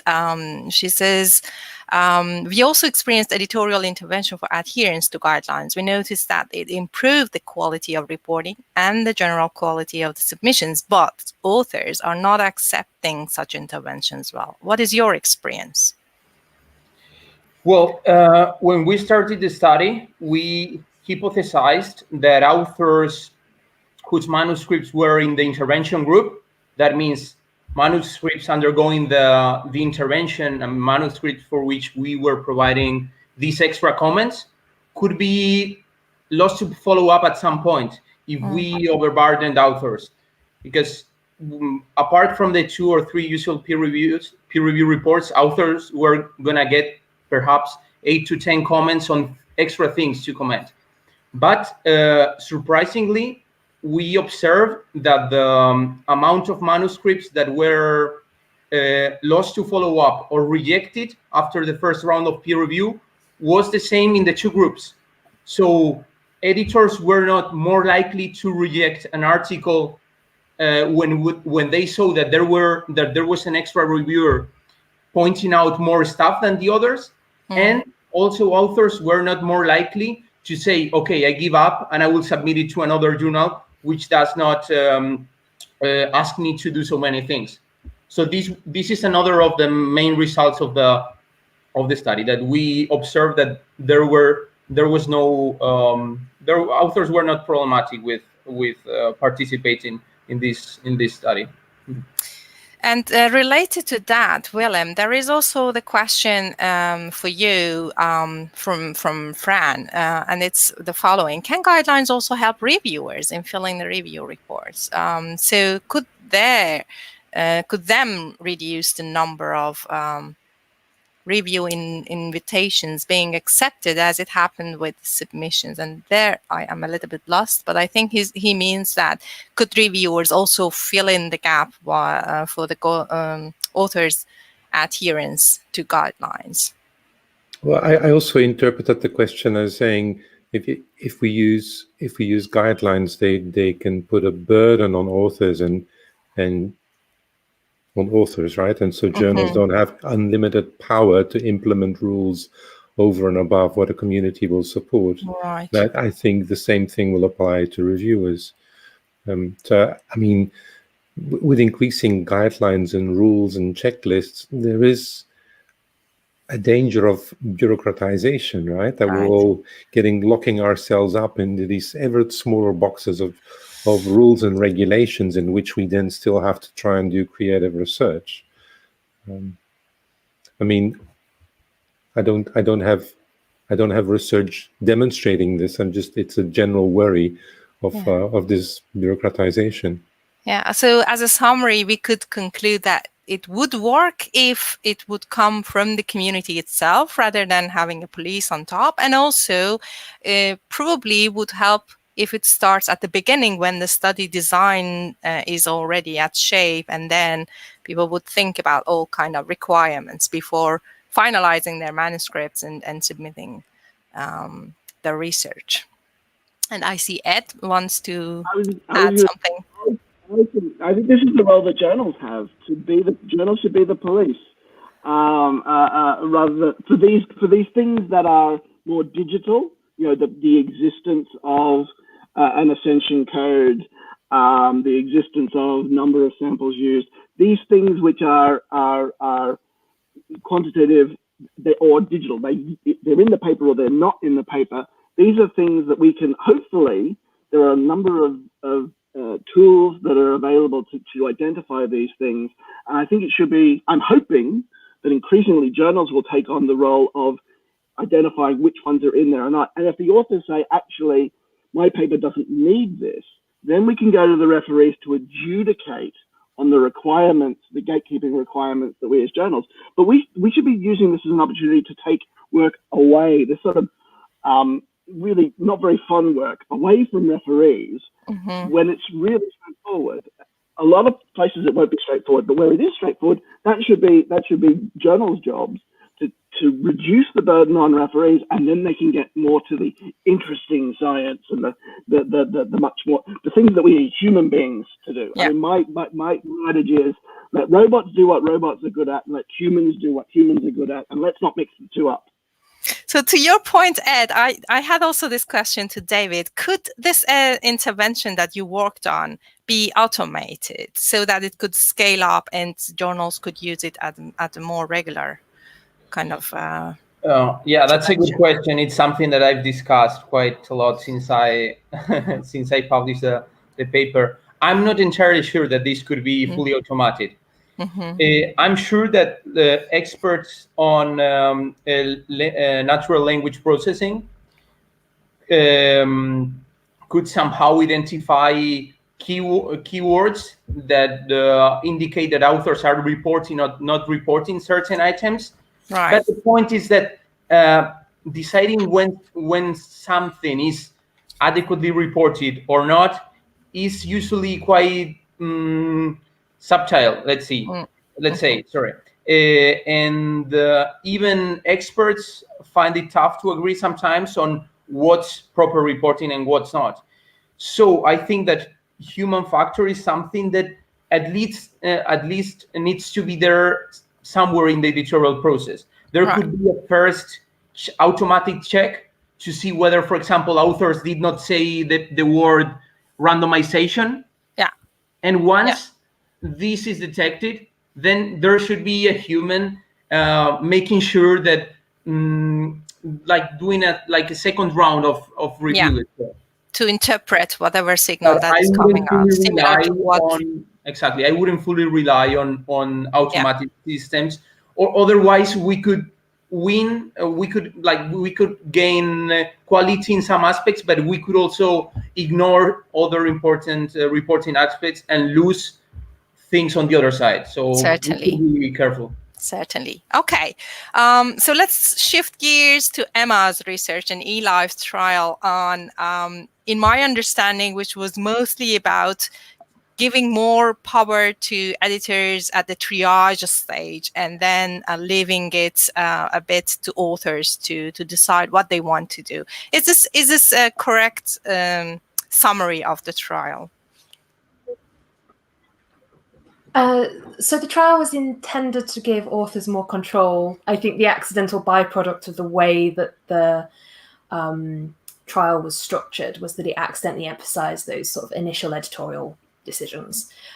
So for a bit of clarity, eLife's process is that there's sort of all authors make an initial submission, which is kind of like a sort of preliminary inquiry, and the editors evaluate that and decide whether to send it to review or not.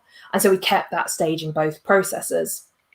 And then for trial papers, anything that went through this pilot process, if the editors felt that the paper merited review, then eLife committed to publishing that paper. That was so that authors could then sort of choose how they wanted to respond to the revisions and things like that, give them slightly more flexibility in how they wanted to respond, rather than sort of editors and reviewers maintaining a gatekeeper role. But that accidentally shifted the sort of initial triage decision. It more heavily emphasized that sort of quick editorial assessment, which is not what we had intended. So we've. So my question is, did you also have some quantitative survey or questionnaire for your editors to see what they thought about this trial? So we didn't do it quantitatively. It was more sort of because our editorial board is relatively small at the moment, so we were able to sort of discuss those on a basis, and senior editors were sending emails through to the editorial office or to sort of the staff side, sort of to give feedback usually on a more case-by-case basis than the sort of trial as a whole.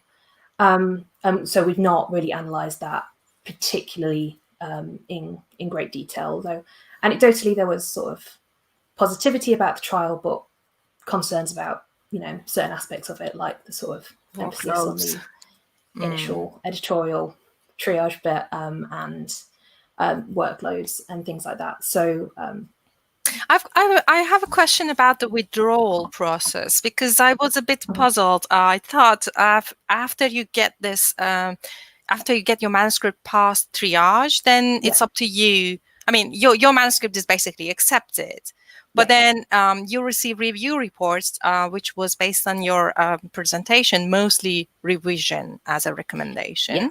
And then you are, as an author, given the option to withdraw or decide to publish. So how is it? Why, as an author, would I withdraw an accepted manuscript, basically? So one of the things that we had is sometimes editors requested a lot of revisions. So some authors were concerned that, for instance, the revisions that were requested would take probably about 18 months to 2 years for them to complete, and they were facing competition, so they opted to withdraw to try and seek faster publication elsewhere.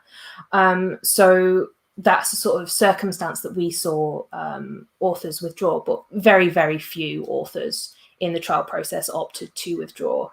Most chose to sort of take that bit extra time and sort of submit a revised manuscript further down the line to us. So it seems that it probably, like, authors do really prize the fact that they've got this sort of accepted manuscript. And editors had voiced concerns, and some reviewers have voiced concerns that, with an accepted manuscript, they could just like resubmit straight away. And there's, but because of that extra time taken for the revisions and the sort of editors' ratings afterwards about whether the trial sort of had addressed all of the issues or whether they had minor or major issues unresolved, that editorial rating, I think nearly 90% of papers received the all issues addressed rating. Right. So it does seem that authors both prize the effective acceptance of their manuscript, and also want their science to be the best that it can be. So I think that sort of has alleviated some concerns that, authors might just try and just push a publication as opposed to focusing on the science. So the next question I have, and I'm asking you all these questions because I was really intrigued by your pilot, and I invite everyone to participate in this Q&A. The next question is, I see parallel between this trial and registered reports. So if you, were you giving a DOI to accepted papers before, publication, or was it just an accept decision, and then that's why people would be given the option of withdrawal? We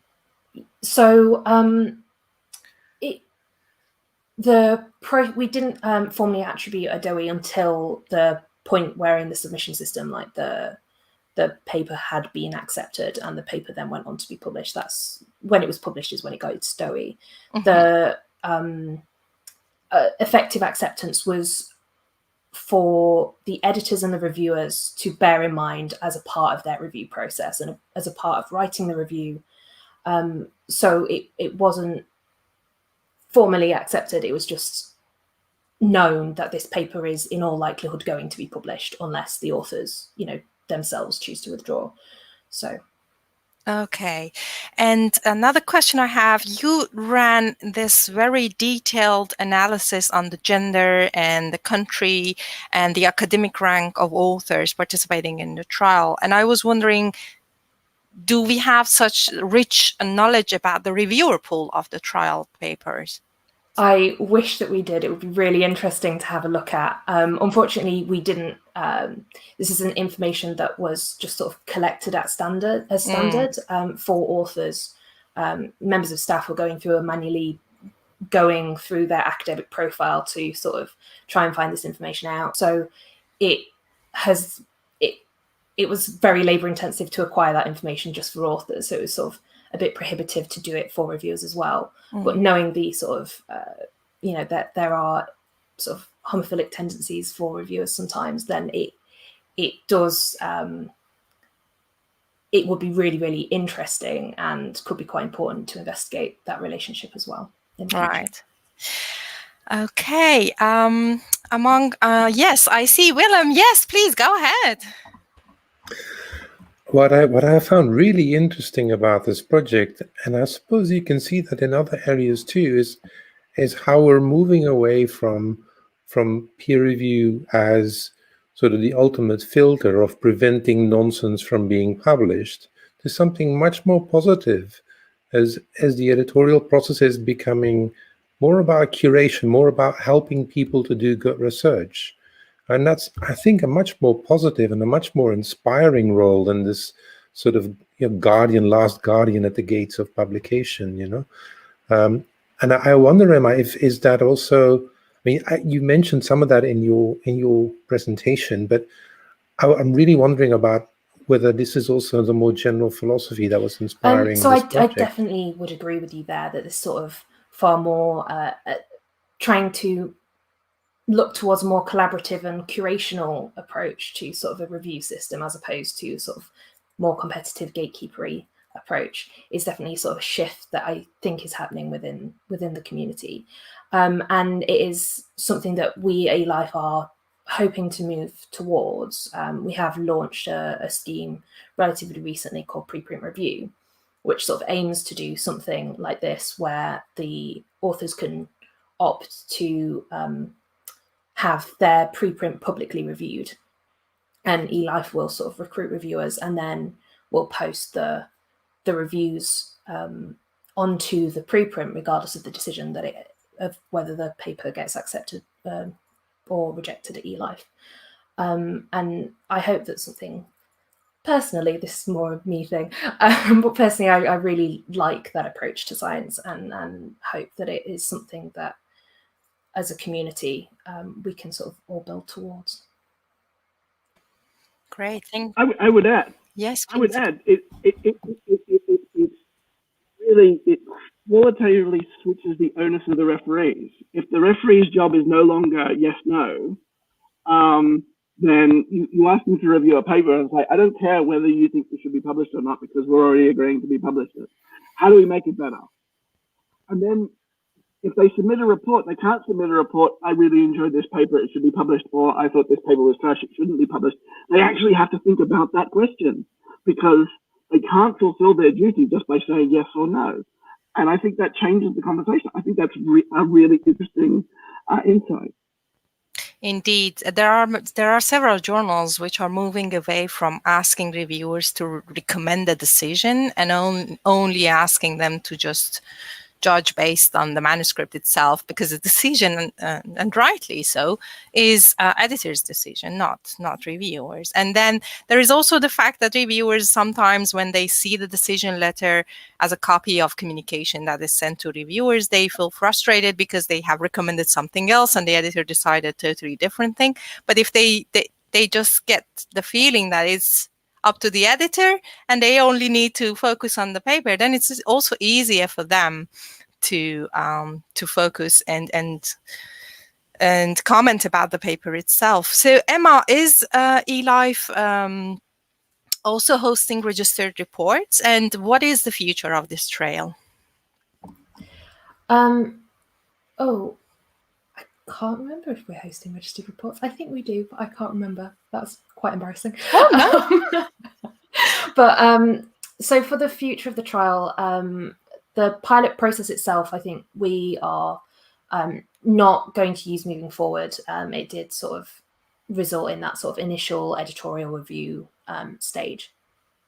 Like focused emphasis on that as opposed to on the sort of review process, which is a much more in-depth look at the paper. So we're not going to use that process moving forward. And instead, we're sort of looking to, as I say, focus on sort of preprint review, there's also the possibility of potentially blinding initial submissions, although that is quite complicated to do effectively and requires quite a lot of submission system infrastructure building, in addition to checking the manuscript itself for, like, I don't know how to deal with self-citations and things like that.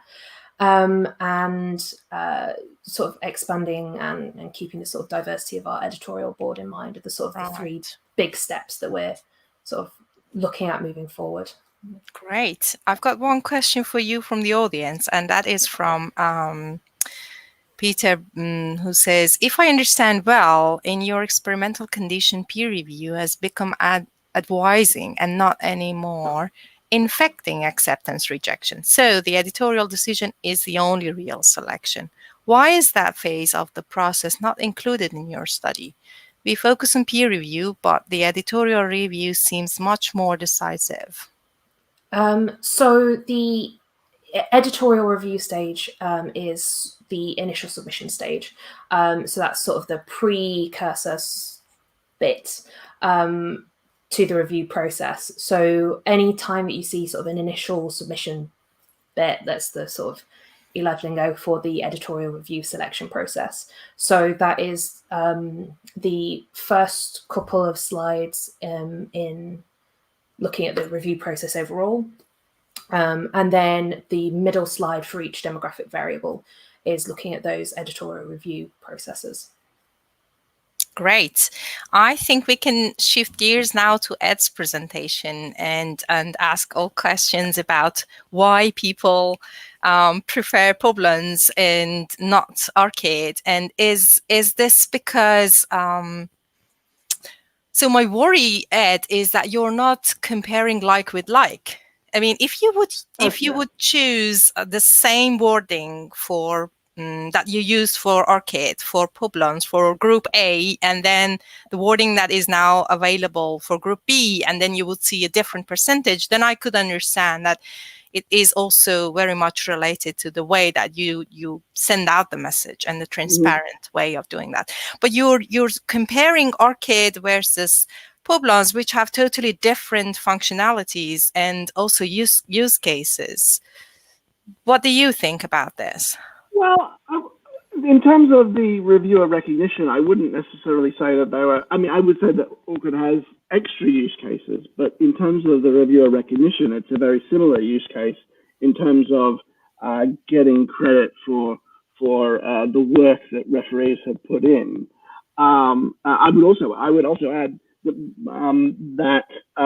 we've actually, Orchid is more integrated, so it's much easier to say yes. If you click yes, and you've already registered for an Orchid, then that's the last thing you need to do. You can even log in with your Orchid to Editorial Manager. Yeah. If you log in with your Orchid with Editorial Manager, the whole thing is so slick. And it's achieving very similar ends. Whereas with Publons is a lot more detailed. So this is why we were so surprised. And I absolutely admit that this was not a particularly well constructed study, because it was something that would really surprise us. It's post hoc. Our analysis, our theories, they're all post hoc. So we haven't come in with a hypothesis and said, let's test this. And that's something that we would like to do. But I think it was really, really striking. And I think it's important. A lot of the times we think that our intention is all that matters. When we're setting out to open peer review or transparent peer review or any of the things that we're doing to increase openness. So long as we often we fall into the trap that if we have pure intentions, then it will be accepted as such. And I think we have to be very, very careful about buying our own press in that respect. We have to realize that, I mean, although science is about revolution and transformation and really changing the way we view the world, by and large, scholars are quite conservative, and they don't like things changing that much. And so you have to really understand that when you're doing something new, and you have to get that buy. It's absolutely crucial to get that buy-in. And if you want to do that at scale, it's all about the wording. Right. There's no other way of doing it other than by making sure that the language you use achieves the ends. And it was more of a. This is more of a. So I would say our study is more of a first step into exploring this, and I think it suggests ways in which we need to be doing A/B testing on the messages that we use, and we do it all the time in marketing. Of course, marketing is way ahead of us. Yeah, all the time marketing. We need to make sure that in all the other, we need to make sure that editorial is doing the same thing. Exactly. And you'd think we'd be able to, because editorial, by and large, they're all scholars. This is what we used to do before we became editors. And yet we don't think with that sort of a scientific mindset as our colleagues in marketing have, and I think we need to really make sure that we're mindful of that. So back to the messaging that it was on Publons. If I understood it correctly from the screenshot you put on the presentation, it seems that the Publons record goes only upon publication of the manuscript. Yes. So that means that the rejected manuscripts reviews won't go to Publons? At the moment, that's correct, and that's a function of our systems, and we're looking at ways in which we can address that. That wasn't by design; it was by necessity. But for the ORCID records, it doesn't matter what the decision of the manuscript is. You always get the review activity on ORCID. Do you know what? I'm not entirely sure about the ORCID functionality. I've spent so much time trying to get the Publons facility working, or rather my team has. The ORCID just seemed to work really well, and I actually don't know the answer to that question. Okay, it would be great to know. I suspect it is everything. My suspicion is that it is everything. Okay, and despite and and the difference in the numbers is that which was asked by Fran. Yes, exactly. Is that we've got this integrated on EJP as well, whereas Publons we haven't yet integrated into EJP. That's only on editorial manager then. It's only on our editorial manager journals. And the Nature journals are on EJP all. Yeah. Okay. Right. And I've got one more question for you, which is about the monthly rate that you report on ORCID. So it's like 34%, 37%, and 39% uptake for ORCID, while 56% on Publons. Do you have the kind of breakdown on a monthly for Publons as well? It's fluctuating around that for pretty much all of time. It's eked up a little bit. But it's within the noise. I mean, I think there is an upwards trend, but there's nothing. It's not like it was right out of the gate 56%, and then it kind of stayed at 56%.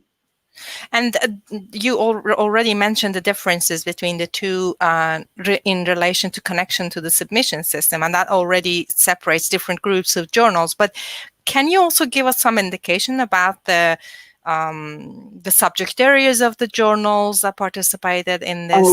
It was everything? It was everything, yeah. Okay, and did you also have the chance to look into the reviewers who opted in terms of where they are in their career level, or what kind of? We didn't look at that, no. Brilliant. Okay, are there any other questions for Ed from the panelists?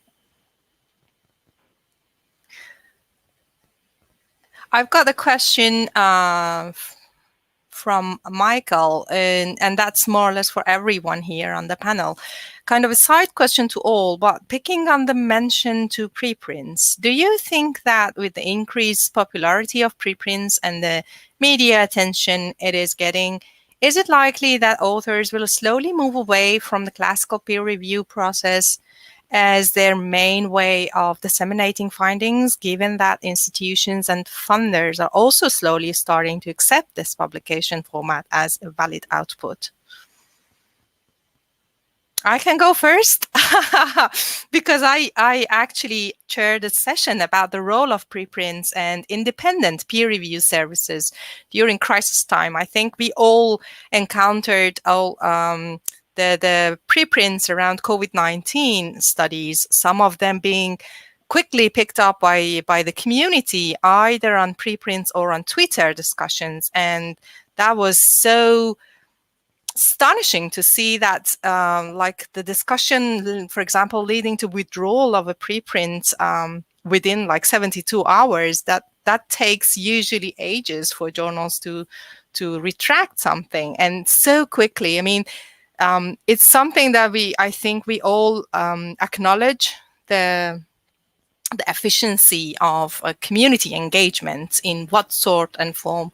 Well, it doesn't matter. Now preprints are a good example and platform for that. But I would like also to hear from you, you all on the panel, about your ideas. I know that, for example, eLife, Emma, is also contributing to this review on medRxiv. But are there any other initiatives on eLife? And Ed, for you, Springer Nature, what are the initiatives that Springer Nature is doing around, incorporating preprint and things in external peer review? And then, of course, the guidelines come into the picture. So Willem and David, it would be great to hear from you as well about this. Let Emma go first, because I could talk for hours on this subject. Okay. So in terms of preprint, like I say, we've got the sort of preprint review initiative sort of rolling with a sort of view to looking at how reviews and that sort of engagement on the sort of preprint itself can impact either on preprint or move towards some kind of curation process on the reviews on the preprints or something. So I think preprints are going to be they already are having a massive impact, and the speed and efficiency are fantastic for the scientific community, both for the authors and the researchers that want to build upon those results. And so hopefully we sort of start seeing this just I'll let Ed go. I'll try and be very quick, because like I said, I could fill an hour with this. So I come from a background of physics, and we've had preprints since forever. And I've always right? No, I just confirmed I'm also a physicist, and I said here. Yeah. So I've been a strong advocate of preprints for the entire time I've been an editor, and throughout much of my career as an editor, I would ask people, why not just submit your paper to the archive and then be done? You're done. Then you can move on. And everyone said, no, I want my paper to be made better. I want my paper to be validated by my peers. The peer review is really important. It needs to be validated. It needs to be made better. All these sorts of things. And so we had and it's not affected the output or the success of physics journals in the slightest. Certainly not the physics journals that I've worked on. But I think it's a really interesting one for starting the conversation that can be injected into peer review. So there was a result from Gran Sasso where there were neutrinos that looked like they were going faster than the speed of light. It first appeared on the archive, and within 24 hours, it was in the New York Times. And there was this conversation about that happening in the open, and it was remarkable. And some scientists were saying, no, this conversation shouldn't happen in the open because then the public will think that maybe we're not so certain about everything that we know. I was saying, no, this should happen in the public so that the public know that you're not so certain about everything that you know. And it was interesting, and I thought it was a masterclass in the power of preprints to inform the public's understanding about the messy business of science. And I thought it was wonderful. And eventually we got to a point where it turned out it was a loose cable. It was, and Einstein was right. You know? So this, these are things. But Ed, do you think I mean, I understand physics is far from people's everyday life. The most connection that it has is, well, is taxpayers' money, right? But in events like the pandemic and the COVID-19 crisis, we had some studies on preprints, which was, I mean, it was even promoted by the American president. So it's a bit of a double-edged sword to put everything on public arena. So I think there is also we need to acknowledge that preprints definitely are the best way of disseminating science within the academic community, because researchers know what are the differences between something that is on preprint and something that has been published in paper. But when we talk about public opinion and the journalists coming into the picture, it's very important to also at least get educated about the differences in between a peer-reviewed study and not peer-reviewed study. Two very quick comments on that. Yes, absolutely. I think we're in an extra. I don't want to use the word unprecedented because everyone uses that. But this is a really interesting moment that because of the urgency, because of the public investment. And you're right. No one's going to take the wrong medicine because Einstein was wrong. But you also have to factor in the fact that things that are published in peer-reviewed journals can also turn out to be wrong. And I think that needs to be better understood by the public as well. Okay. The fallibility. You know, there's the study of is it Paxil? You know, that study that suggested that teenagers respond well to Paxil and there aren't extra suicidal thoughts. Yep. It was the exact opposite. It didn't work, and it caused teenagers to commit suicide. That was published. Yeah. And so these are things that need to be factored in. Right. I think we need to also be conscious of time. We just have Joan on the call, who is going to represent the study that the Lancet Psychology started by introducing patient reviews. And we are so grateful to have you on the call, Joan. I'm hoping that everyone already watched the video presentation by Neil, and I would like to ask you, Joan, to give us like a 1 minute or 1 and 2 minutes elevator pitch of your study. And let me also echo the fact that this patient review is a really great initiative. We had also the presentation by Sarah in the BMJ. They also have this initiative, and we are all like very much looking forward to your presentation, Joan. Okay, well, we ran this as a pilot last year in 2019 to see specifically if we could engage patients, service users in peer review in psychiatry, because obviously they are affected in other ways from medical patients like the BMJ. And the BMJ anyone in psychiatry on their reviewer team, anyone with a mental health disorder on their peer reviewer team. We work with a company called McPin, who've been involving service users in research. We identified 10 people and ended up with 6, a few dropped out. They did the Publons training course, and then we've worked with them. They review, initially we thought they'd just review clinical trials. So interventions that might affect them and their healthcare. But they actually were interested in epidemiology, in global mental health, not the real techie, not the imaging and the genetics, but anything else, they have a voice and an opinion. I think they thought initially they would just focus on language. So were people using inclusive language like person with schizophrenia, not schizophrenics, or we had a paper the other day with a horrible, they'd abbreviated it. So it's something like SZPs or something like, oh, they're people.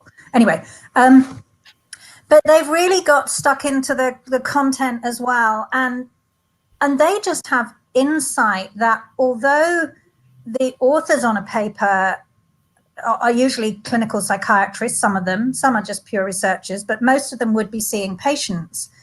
But one person, she looked at a published trial we were using in training and said, in the usual care control group, they have a dedicated psychologist. She said, I don't have a dedicated psychologist. Is this usual care? And you go, no, that's not usual care.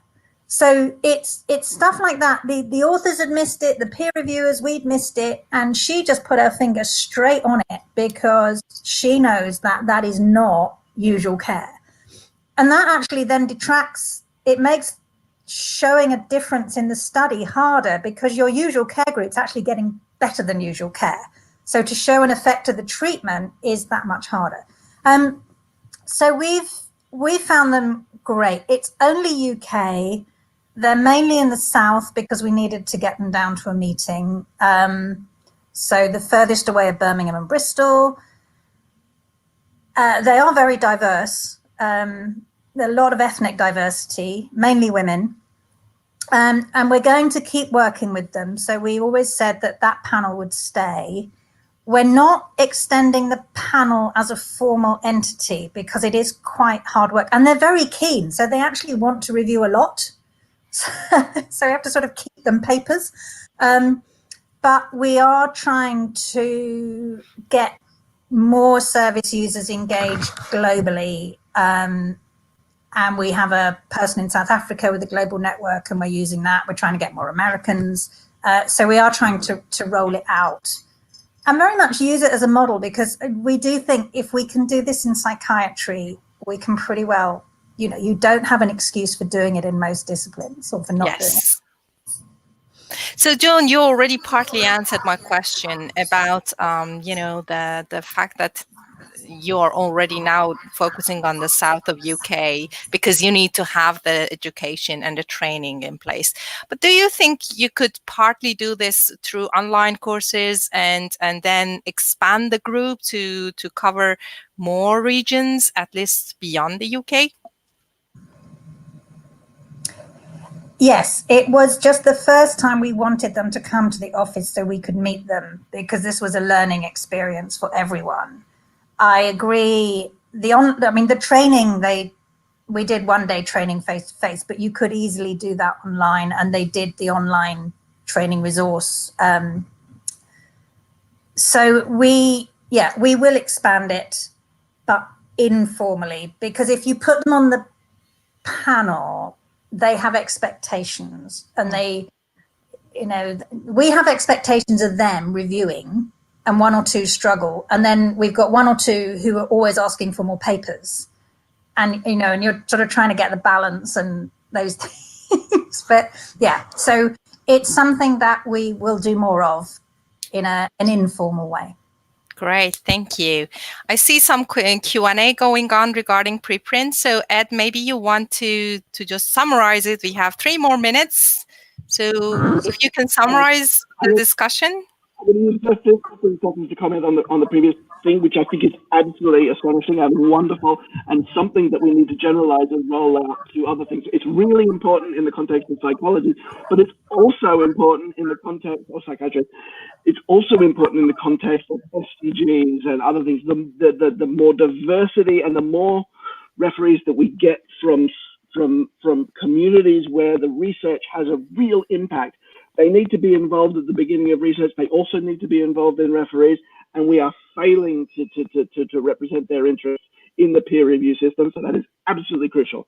Moving on to the long-standing thing of rubbish in preprints. There's a lot of rubbish in the traditional literature. It's more difficult to get rubbish published in the traditional literature, but if you are persistent, if you are resilient, you will get your rubbish published somewhere. And on the flip side, I think people value their reputations. Some people don't. These are people with disorders like Donald Trump. They have these things and they don't care about their reputation. They're shameless. We're not going to be able to do anything about that in preprints or in the traditional literature, but most scientists care about their reputation, and so they'll care about it just as much in preprints as they do in the conventional literature. And for that reason, I don't think we're going to get overwhelmed by rubbish by preprints. It hasn't happened in physics, although there is some gatekeeping going on there. I don't think it's going to happen elsewhere in the preprint space. Great, thank you. Are there any questions for Joan and the kind of new review discussion that they introduced in psychiatry? Yes, Willem. Obviously, there are fantastic things, advantages from here, but do you have any don'ts that you could learn from this? Things that you shouldn't do when you involve this sort of extended peer review? Mistakes we should not make? No, I don't think that's asking for it, isn't it? Have we shot ourselves in the foot? No, I mean, I was really worried at the beginning about putting too much pressure on them. So because Lancet journals review very fast, so we're asking people to turn things around in 5 working days. And I did really want to say, I was sort of going like, but don't worry if you can't, and do this and do this. And I really don't want to trigger any sort of episode by asking you to review a paper. I think we worried about papers. I mean, should we send them a paper on suicide? Would that be tactful, tactless? But they've been happy with everything. And they're good. If they can't do something, they'll tell me and they'll say, sorry, take me off for a couple of months or whatever. So no, we've learned from them as we've gone along, but I don't think we've made any huge errors. I could say, don't do that. I think it's be open and learn. And yeah, service users, whoever the end users of your research are, they should be getting a word in early. Thank you. Thank you, Joan, Willem, Emma, Ed, and David for joining me in this channel. Thank you. Bye. Thank you for hosting. Bye. Thank you. Bye-bye.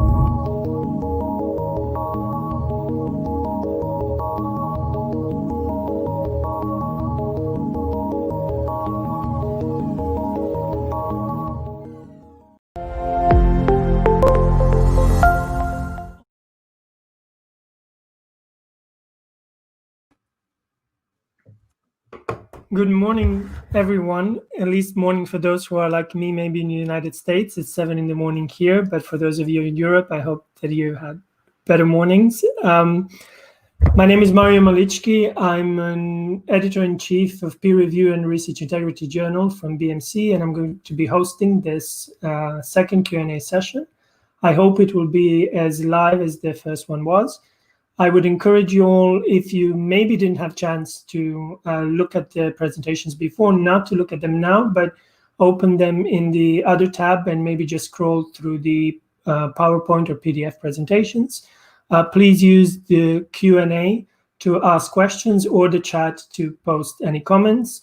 And I would also encourage our presenters here as well to feel free to use the chat and reply directly to any questions that may arise.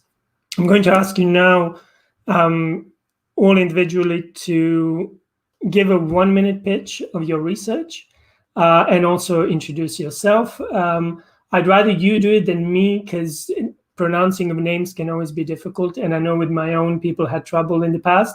So I'd leave that to you and let's go from that. Or maybe Flaminio wants to share a word because I see he joined us. He was just going to be a silent observer in our main chat.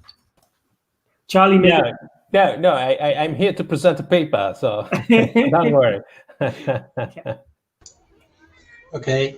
Hi, I'm Charlie, and I'm a researcher at a small research company in Amsterdam, and we've been investigating whether or not we can find that men and women are judged differently when they get a peer-reviewed award, essentially, which is a cum laude for your PhD thesis. And we've been doing that on a case of the Free University in Amsterdam and across the last 2 decades.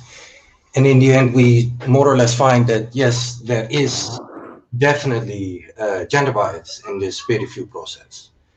And it increases as everybody gets better, as their output increases. The benefit for men starts to increase more than it does for women. That's pretty much it. Thank you. Thank you. Vincent, can you go next? Hi, good afternoon for me in this case. My name is Vincent Graag from University of Leiden. Actually broadcasting now from Haarlem, not too far from Charlie. So we did a study on peer review agreement, internal peer review agreement, and the agreement with metrics in the context of performance-based research assessment, so for evaluative purposes. Looking at this from an institutional perspective. This is work jointly done with some of my colleagues from ANVOR in Rome, who are organizing these evaluations every couple of years. That's it. Thanks. Judith. Hello, my name is Judith Hartstein. I'm a researcher at the German Center for Higher Education Research and Science Studies. I conducted a small analysis as part of a bigger project on consistency and disagreement in peer review reports. And we used closed questions from questionnaires and peer review reports, which were answered by reviewers. And the main findings were that the reports are internally consistent. So the overall judgment is consistent with the individual dimensions. Hence, we conclude that the overall quality is projected to the individual dimensions. Then we found that reviewers who admit to find the question, the manuscript address is not so very much important, that they judge less harshly or more cautiously in their recommendation. And the third finding is that the evolution of disagreement is very different between the two of the journals we investigated, and conclude that the editorial decisions seem to have a large impact on that rather than the reviewers' decisions themselves. Thank you. Anna? Yes, hi everyone. My name is Anna Severin. I'm a researcher at the University of Bern in Switzerland and at the Swiss National Science Foundation.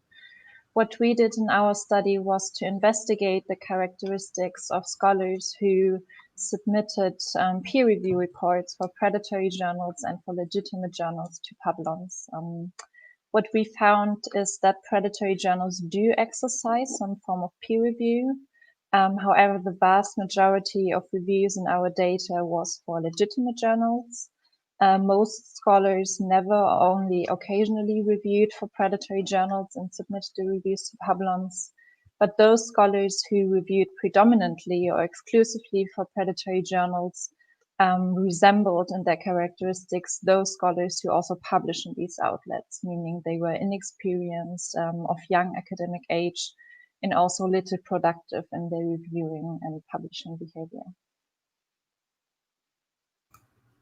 Federico? So, hello everybody, Federico Bianchi from the Department of Social and Political Sciences of the University of Milan.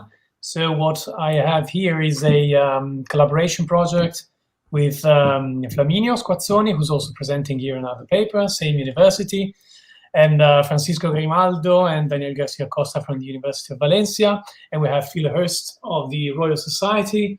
It's basically a study on the developmental function of peer review using a large data set shared by the Royal Society. We have 10 journals of the Royal Society. What we basically found is that the more reviewers are involved throughout the peer review process, the more manuscript texts tend to change during the process. This slows down for more than 3 reviewers, so we kind of confirm the golden rule of 3 reviewers instead of 2. And then this peer review induced change helps moderate quality articles to get more citations once they get published, especially if they increase the number of references they have. And Flaminio? Hello, I'm Flaminio Squazzoni from the University of Milan, where Federico is, and I'm here to present a joint work with a couple of colleagues from the University of Vax in Sweden, Gian Giacomo Bravo and Mike Fariam, and also Francisco Grimaldo from University of Valencia is involved. So we got a large data set of point-to-point complete data about manuscripts and reviews from 157 journals, which is the PEERE data set. And our hypothesis was to try to test if, by controlling about the number of manuscripts and the number of reviews that all these kind of 1 million scholars were doing, if we could find a little bit of exploitation by someone of the peer review process, and especially the hypothesis was that maybe more senior, more prestigious, and men were submitting more than reciprocating back reviews. And so we found that the identity of the exploiter is not that one. So we found that especially younger scholars, and especially with a few co-authors, and try to targeting more prestigious journals where those one submitting more than reviewing in turn. And we concluded that probably this could be due to a number of possible explanations, and especially also maybe probably from the fact that editors are targeting more senior researcher as a reviewer than younger. That's it. Thank you. So I would start in an order of the papers that I think the audience is expecting. So Vincent, we will go with your paper, and I would first maybe ask, did you let us a little bit know what we mean by institutional agreement? So usually when we talk about a peer review, we think of agreement as agreement between 2 different reviewers. But what do you mean in your paper when you talk about institutional agreement, and how does that relate to the agreement between 2 peer reviewers? Yes, thanks, Mario. So it's not institutional agreement. So the peer reviewers are still individual peer reviewers, but it's taking place at the institutional level. So the context of these evaluative exercises is typically institutions that are being evaluated. Of course, they are being evaluated on the basis of individual papers. But prior literature, and especially the influential report in the UK, in context of the UK REF, the metric tide, looked at peer review agreements at the paper level, seeing to what extent there was agreement between a peer review score and some metric-based score, so bibliometric, citation-based, journal-based, whatever, even different types of metrics in the case for the metric tide. Which is interesting to study in itself, of course, but the relevance of these exercises is at the institutional level. So institutions get money, institutions get funding, typically in particular areas, not individual papers. So individual papers are never, let's say, scored publicly. They are not made known, and the effects are taking place at the institutional level. And so that's why we think that this level of agreement should be studied in the institutional level. So at the individual level, it was found that this agreement is quite low, and so we argued that at the institutional level, which should be more important in this context, is actually higher. But more importantly, this agreement between peer review and metrics should actually be compared, because it's difficult to say what is low and what is high. So in order to provide some, let's say, context of what should count as low and high, it should also be compared to measures of internal peer review agreements, which should then also take place at the institutional level. So that essentially means that we have two sets of reviewers evaluating the same papers of an institution. Basically, for each publication, there are two reviewers, and we take as the outcome at the individual at the institutional level the average outcome of the papers, or the total outcome of the papers, depending on how you want to count things, and do it similarly for another set of reviewers. Does that answer your question, Mario? Yes, it does. We had a question for your presentation. Would it be fair to say that evaluation at the institutional level is informed by the evaluation at individual level as an aggregated metric? Is the evaluation at the institutional level informed by the evaluation of the individual paper level? Yes. Yes, yes, clearly that is. So there's no separate evaluation taking place in these particular contexts separately of, let's say, the institution. So there's no evaluation done of, let's say, institutional work culture or work atmosphere, or is there any collaboration taking place, or are there specific projects being done? Some exercises do take such an approach. Or at least consider such projects. In the Netherlands, the evaluation of institutions is completely different. So there are other possible forms of this institutional evaluation which need not be based on at individual papers, but in this context, that is the case. And would you also say that there is a bias at an institutional level, because all the papers that are being evaluated are the ones that have already been published? Well, as in traditional peer review, some of those will be rejected, so you won't have access to them. Yes, so that is clearly a clear difference with some of the other presentations in this session. This is sort of post-publication peer review, and so peer review specifically made in the context of evaluation for evaluative purposes, not for judging whether something should or should not be published, or perhaps even making remarks about how to change it. So that is definitely a different context. Whether there is bias, the word bias is always a little bit difficult to interpret or to answer. So what bias do you mean? Well, these are all positive results in a way, because the institutions, they all send as a list of their publications the ones that have already been accepted. So you're asking to be evaluated on something that some other researchers have already approved, while as you're not asking to be evaluated on the things that have failed, or on the number of, I don't know, students that have plagiarized their thesis or things like that. So you don't know how many bad practices in this evaluation are being done compared to only the good that are being presented to the world. Yes, that is of course right. To be more precise, actually, in the context of these evaluative exercises, people are typically asked to submit their best work. So typically, a couple of staff members are asked to select a few of their papers, and they are then being submitted in the context of these exercises. The exact rules differ a little bit per exercise, but that is the basic scenario.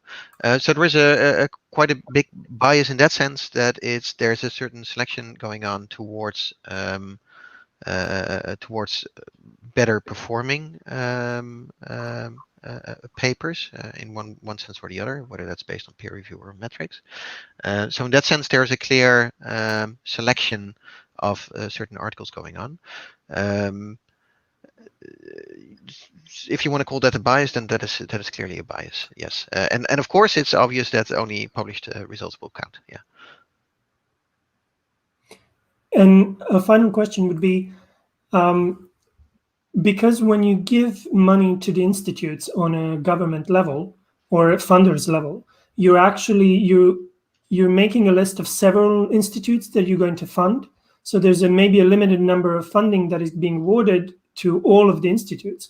Whereas when you do a traditional peer review, the pass is decided, will you give it or not? So do you think that because there is expectation that at least a bit of money is being given to them, that the process is also influenced? Does the peer review process actually include comparison with outputs of other institutes? You mean in terms of how so in essence, all researchers are being asked, or all reviewers are being asked to evaluate a particular paper, and so rate it in whatever skill they're being asked to rate this.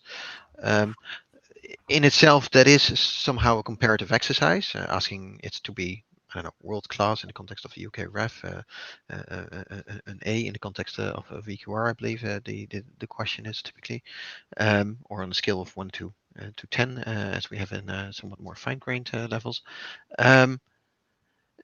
That does involve typically, of course, some comparison by peer reviewers themselves, how they compare papers exactly to some standard they have, some internal standard they have, other papers that they know about. That is clearly the case. Then there's a question of how the money gets distributed. So this is a little bit more at, let's say, the bureaucratic side of these exercises, how exactly these formulas for the redistribution of funding is being organized. I think typically that will be a fixed amount of money that gets redistributed over all the different institutions.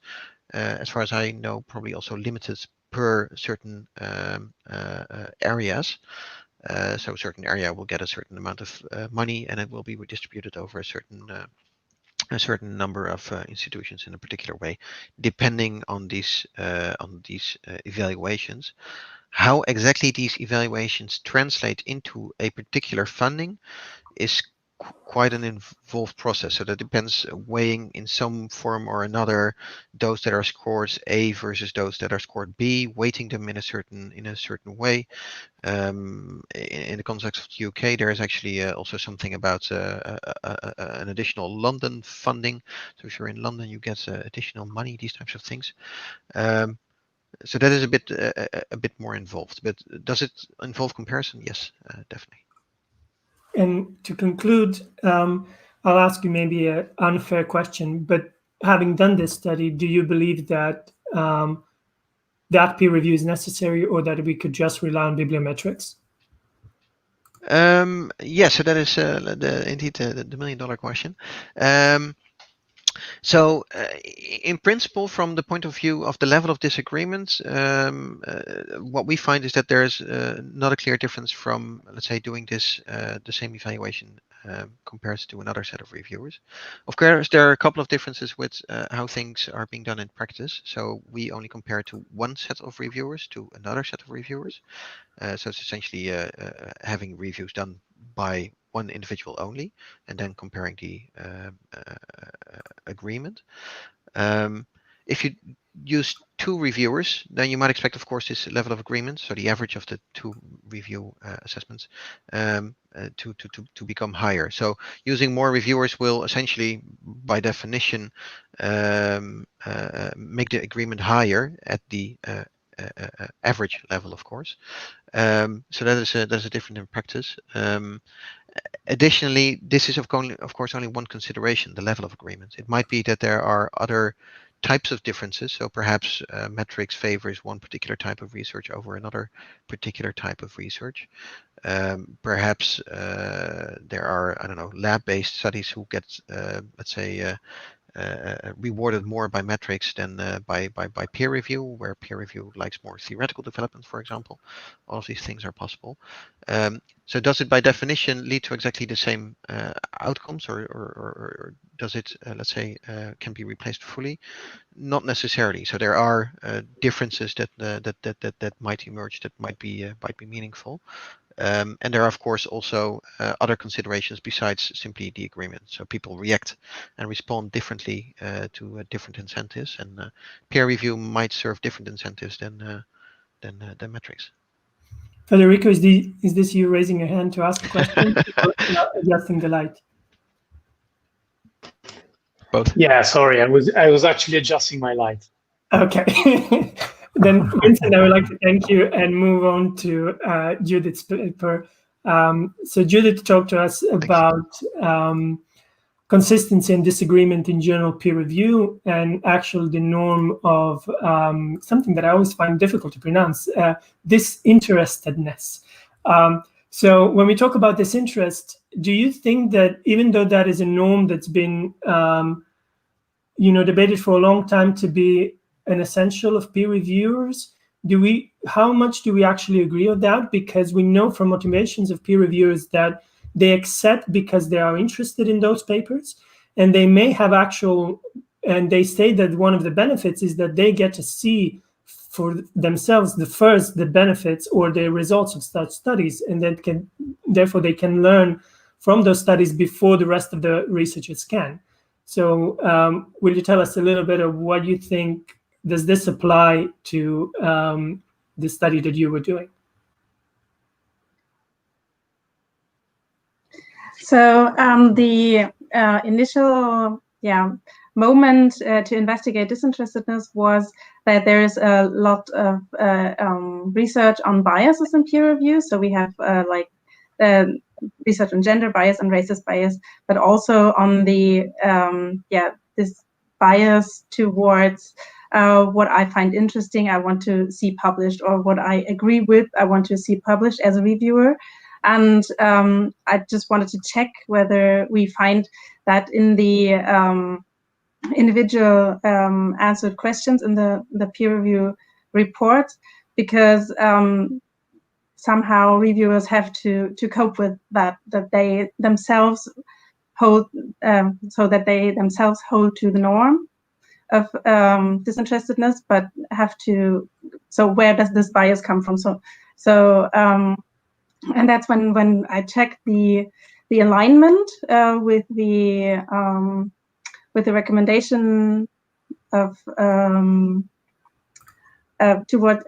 the manuscript. I was very surprised that I've found this that reviewers who really do not find the question relevant, that they are not saying, okay, this has not that should not be published, but that they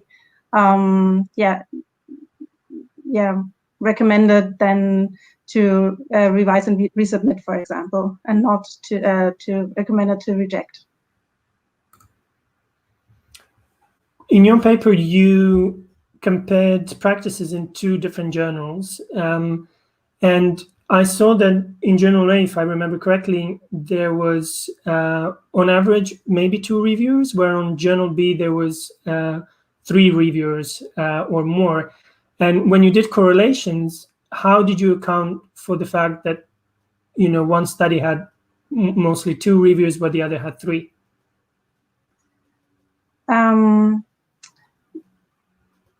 The correlation is not between the different reviews, but it's the intra-review correlation. So how does question A correlate to question B and to question C, and so each of the reviews taken as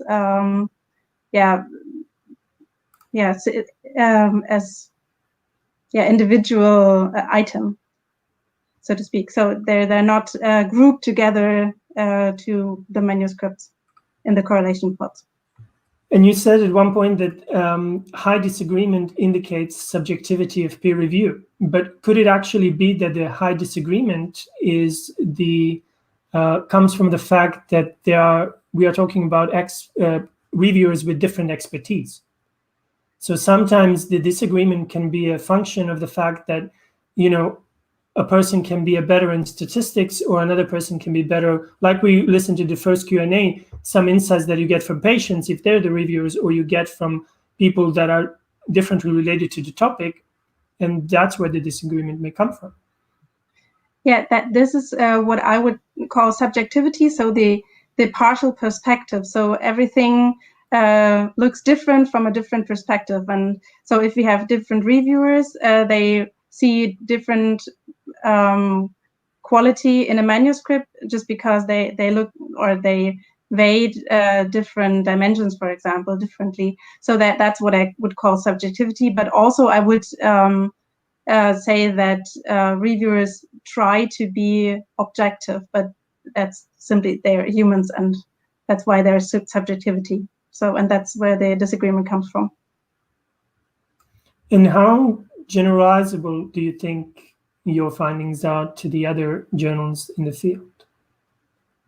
Yeah, that's a very difficult question because we have very few analyses for closed peer review processes, and I just try to make something of the data we obtained, but also I can't say if that's generalizable because especially for the disagreement and the evolution in the disagreement, you see that there's huge differences between the different journals, and so that I think that is more shows where we have to investigate more.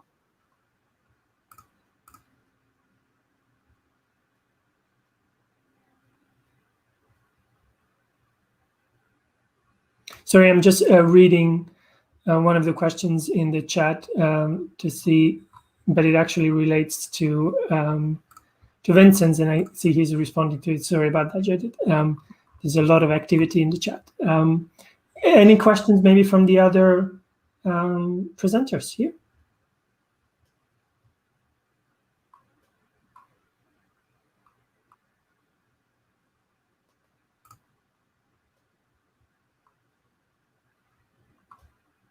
If not, then I would suggest that we move to Anna's paper on predatory journals. Thank you, Judith. So, Anna, were you surprised to find so many predatory journals or the number of reviews in Publons related to predatory journals? Well, I think compared to the reviews that were claimed for legitimate journals, the number is quite small, which we were happy about. But we were surprised about the fact that predatory journals do, in fact, exercise some form of peer review, even though we do not know how this peer review looks like, because in all the definitions so far, it's being said that predatory journals are outlets which do not conduct peer review or which conduct peer review that's not proper. And then the fact that scholars are out there who review for these journals and then submit their review reports to Publons in order to get credit for their reviews was surprising. Yes, even though the number. And do you think that the reviewers accept to review for these journals because of the journals or the topics? Because in the personal experience, I know that I will, even if I don't know the journal, if the abstract is very related to my research, I will usually say yes. So do you think that this could be the reason why these people say, I know this was not what you investigated, but.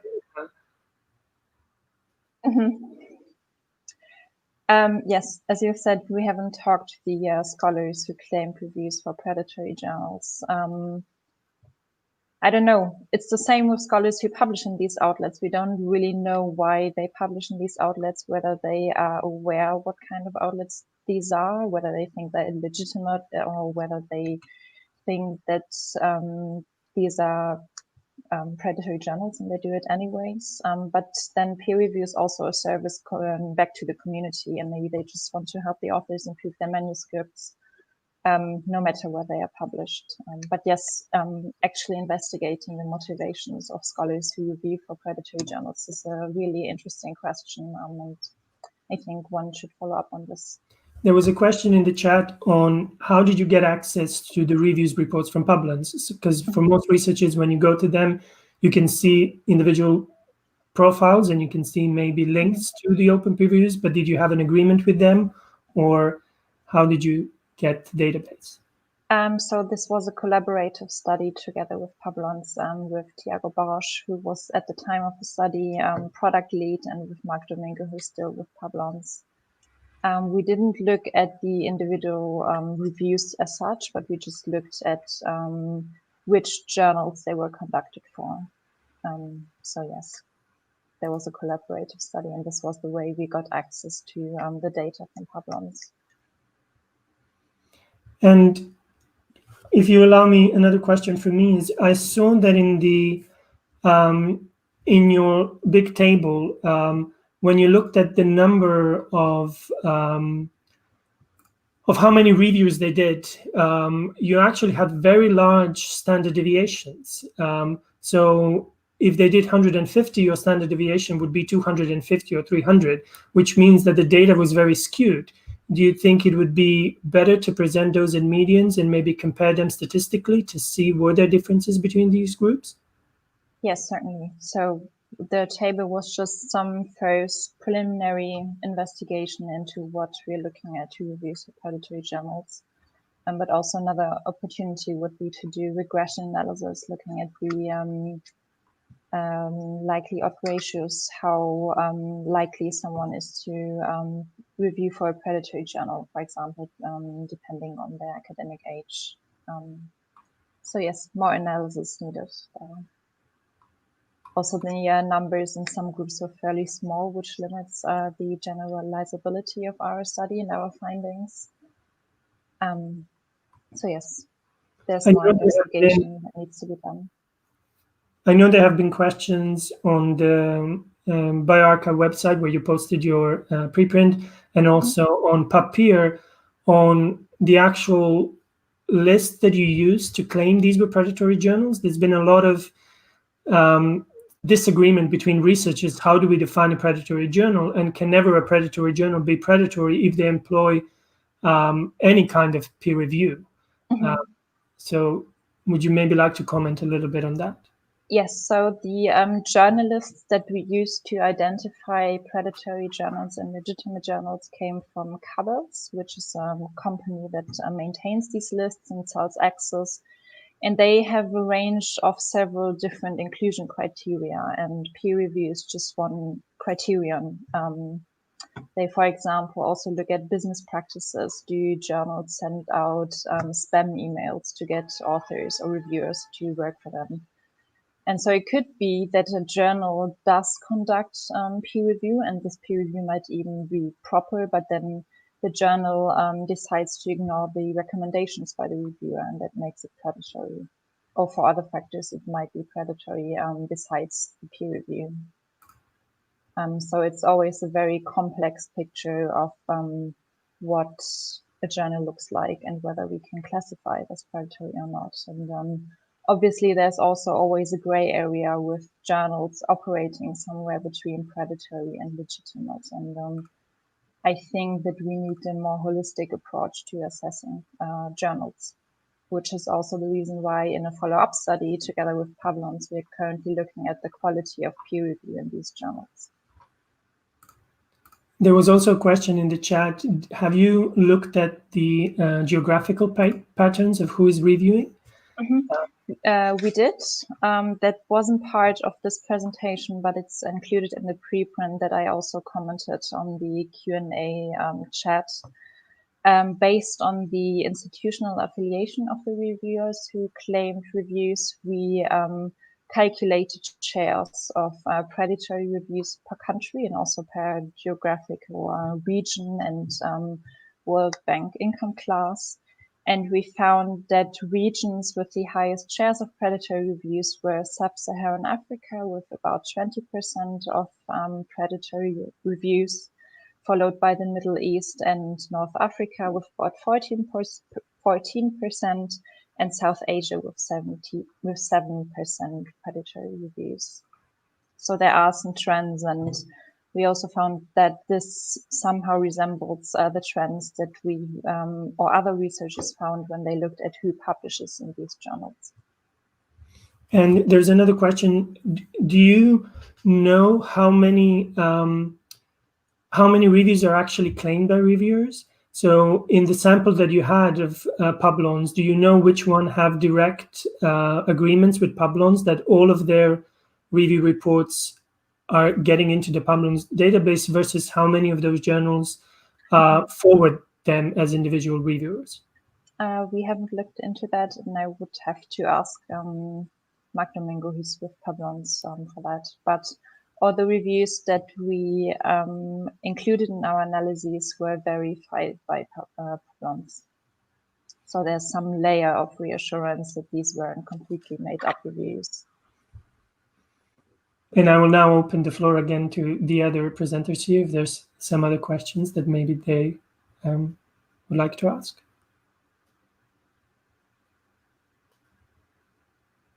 Yes, Charlie, please go. Hey, Anna. Could it be that there might be a sort of almost a job dynamic here? That because I think the regions you mentioned where you have the highest shares of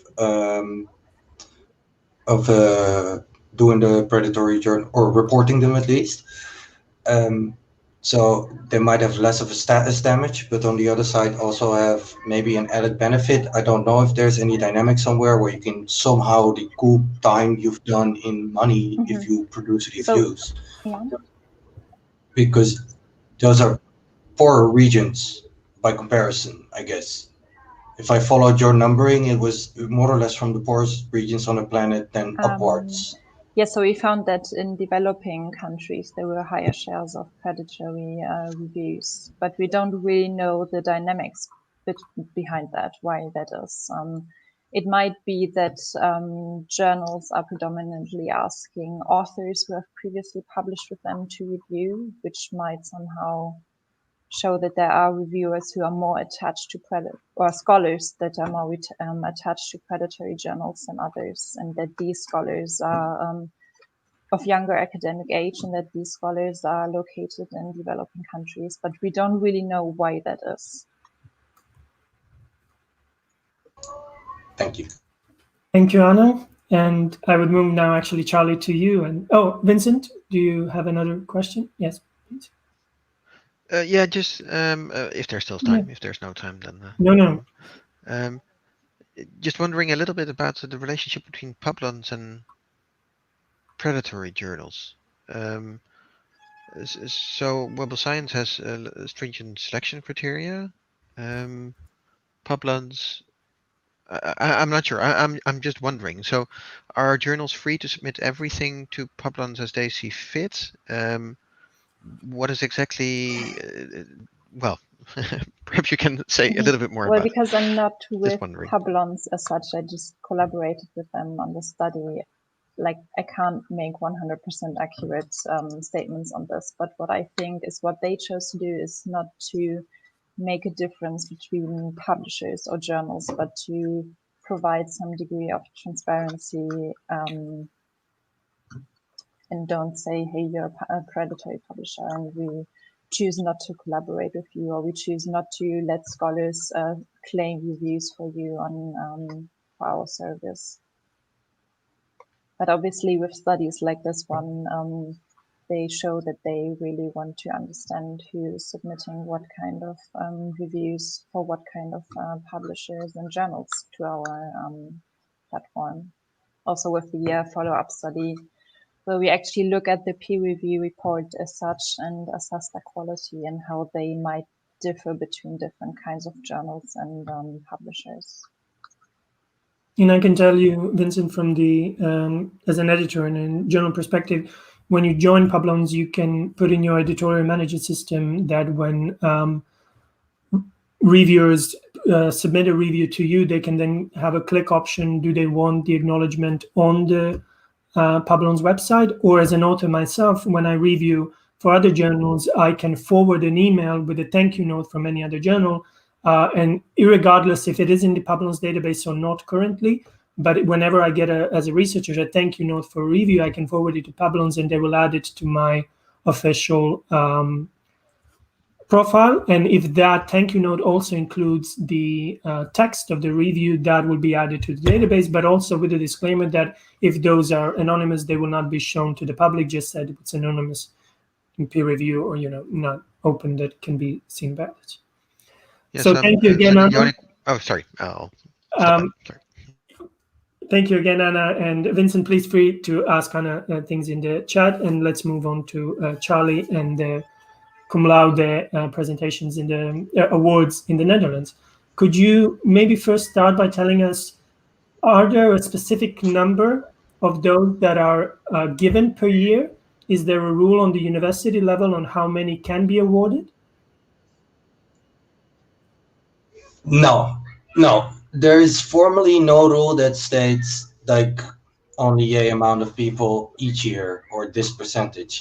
But in practice, what we see is around about 5%. And there are some differences in the various fields, like the slightly more codified fields at or at least the faculties that have those fields in them, they seem to do it slightly less. And the less codified fields become, they do it more. But overall, it ends up being more or less 5%. And this applies for, I think, almost all universities in the Netherlands. And there was a question in the chat. Did you have access actually to individual recommendations from different panels? Because usually, there's 3 judges or 3 professors that give it. Well, it's a bit of a split system. So on the one hand, you have the supervisors who might suggest or propose awarding cum laude, but they formally don't have a seat in the committee that makes the decision. So about those committees, we don't know who's in them. We don't know how they voted, aside from that whenever, at least in the case for the VU, when they have a committee that sends 7 people, there's only 1 dissenting voice allowed. We've talked to some people, but this is purely anecdotal, so it seems like mostly it's always a complete consensus. In the end, everybody votes in favor. But specifics, we don't know. So also, if you want to ask like whether or not the gender or sex of the people involved in the committee makes any difference, we wouldn't be able to tell you. As far as I understand from how you conducted this study, you looked at papers that were published around and after the thesis itself. But have you actually checked were these papers the ones that formed the thesis? And no. What are the rules? Were you maybe overfitting things? Because if you included papers that were not related to the thesis as a measurement of the impact of thesis or cum laude, could that have been sort of a bias?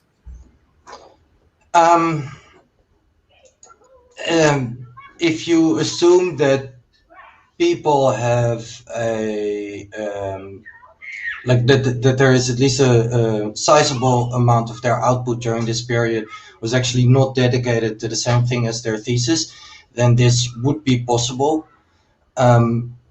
Although big parts of the PhD population is also formed by people that actually are on the lower end, obviously, of how much papers they actually write. So in those cases, it becomes hard to imagine how that would have a huge impact. Theoretically, yes. But then again, the cum laude award is, I guess, both an award for like the high quality and the specialness of the the actual thesis itself, and it's probably also partly stood in sort of your status as an up-and-coming new researcher. So in that way, I would assume that even then that activity would probably have a beneficial effect, or at least a beneficial result for your chances of being awarded cum laude. So if one was to do a comparison, or did you do a comparison with those that did not get the cum laude from their same departments or same universities to see if their outputs are of the same level?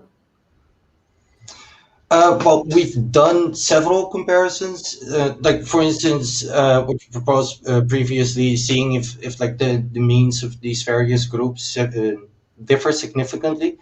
But actually, generally speaking, it's hard to see between those that have like are in the upper echelon of the output scale. It's hard to see the differences. So in the end, some people get it and other people don't.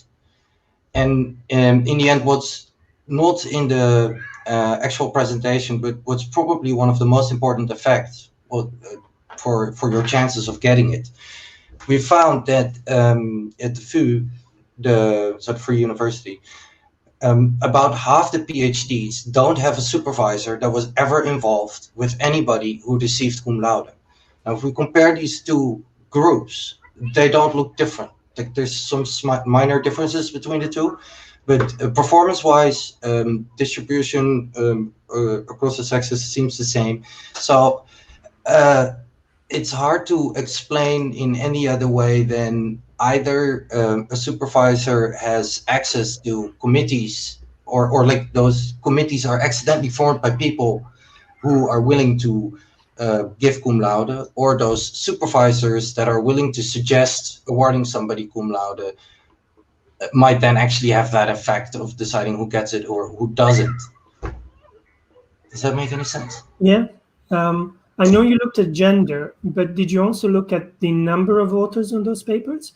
Because it could be that some of the most cited research from big, consortiums.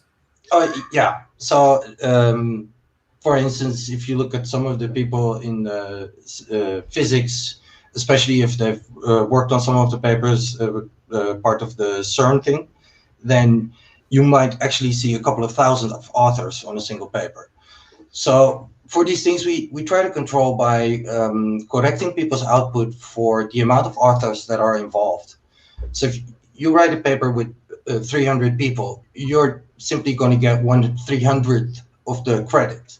We also use the full output, and what we've done is some standardization so that we can actually compare these things, because the publication behavior in these various fields is so different, especially considering the output, simply the amount of papers. And in the end, you do find that the more papers people write, the higher the chance of actually scoring more highly cited papers, which then you could imagine that having sort of a stacking effect. So you need to somehow correct for these differences, especially if you want to compare across the entire university and know whether or not those that are in, well, take an example, a biomed, or the parts of physics where paper numbers are extremely high, versus on the other side, maybe somebody who's in computer science, where then it becomes difficult because of the higher predominance of, say, conference presentations, or those kind of things. So, yeah, there is always a risk there. But I think in the end, what's probably the most important is that as long as you want to say something about the behavior, so here essentially the unit of analysis is the entire university. And this, so earlier you were asking about sort of, is there a rule on how many people get it? So this 5% is not a formal rule, but it is definitely one that seems to be supported by the community in the Netherlands at large. Where if you were to ask people at a university, what would you assume is the amount of cum laude awardees, what would you find reasonable? When would you go like, oh, that's weirdly high? They all more or less say the same thing. And it's even though even though these small differences, all these people are involved in the same university. So you would, I guess there is sort of a like, otherwise after a couple of years the board of the university would go like, oh, come on people, something's odd going on because we're having 20% cum laude awardees. This seems odd. Then you might, because the sentiment is it's 1 in 20. So if you then go 1 in 5, you get the debate about award inflation. Recently, there's been a research that showed that young researchers who get awarded grant funding actually underperform compared to those young researchers who don't get that in the first round and then end up, just being below the threshold. Do you think that maybe in the future you'll be able to see or look at these same things for cum laude awards? Could it be that those who didn't receive them might one day outperform those who did? Well, one of the things we also did was compare not just that area around the PhD, but also look at the entire career. And this definitely needs some further work. But one of the directions we're looking into is indeed whether or not, say, there is a maybe a killer bonus effect. So because you already have the award, you're going to get that next step. Or depending on the field you are, you might be really hot to be pulled out of core science and do something closely related. So yeah, I wouldn't actually be surprised if there might also be a part where you get an over award dynamic. But this is definitely something that's in the future. And I would ask a last methodological question, maybe. How did you adjust for the number of years for the outputs and citations? Because I saw that in your slide and your talk, you said that you didn't take those who finished in 2015 or 16 because the span was too short. But when we look at impact factors of journals, the 2 years after something is published is enough to assess their impact, because all the other ones that are cumulative are not the immediate effects. So did you adjust the time to look only at the 2 or 3 years for all the research, or did you look at one time point for all of them? So we use the Scopus variables that are produced by CFOL, and although I wouldn't be able to say exactly how, but that was part of one of the things they do. But I would have to look up how exactly that works. But this is a valid point. Although I think one of the reasons why we'd like the slightly longer, because what you point out is the thing about impact factor. Maybe that might work really well on sort of the journal level, but a lot of papers, especially for the people that go into the 1 second. Papers might have definitely not have had a chance if something gets discovered after. If it's your first paper, you never know when that's going to happen. You have more of a chance that somebody looks at your older work once you've actually progressed through the loop of the entire thing. But we also... Well, I read cum laude is awarded before any of these citations. So the cum laude awards are given before any of these citation metrics are available. So the first 2 years could actually be indicative of how quickly the rest of the community, and not only those at the university. Oh, you mean the couple of years in front, essentially, instead of the after? So no, the after. But the after ones are how quickly will it be picked up by the public, the first 2 years, compared to the members of the university who give the rewards. That's why I think it doesn't matter, it's another discussion, but I think you should look at adjusting for the years when the data was collected. Are there any? We did use year as a control variable in our regressions to simply see whether or not it would matter. No, but that's the reward year, not how many years of citation data was available. Because it could be that a study in 2013, you had 10 years of them to accumulate citations, while the study in 2010 only had 3 years. So the number of citations has to be lower for them because it was, only 3 years after it was done. I would have to look in. Are there any questions from the other panelists? Yes, Vincent, please.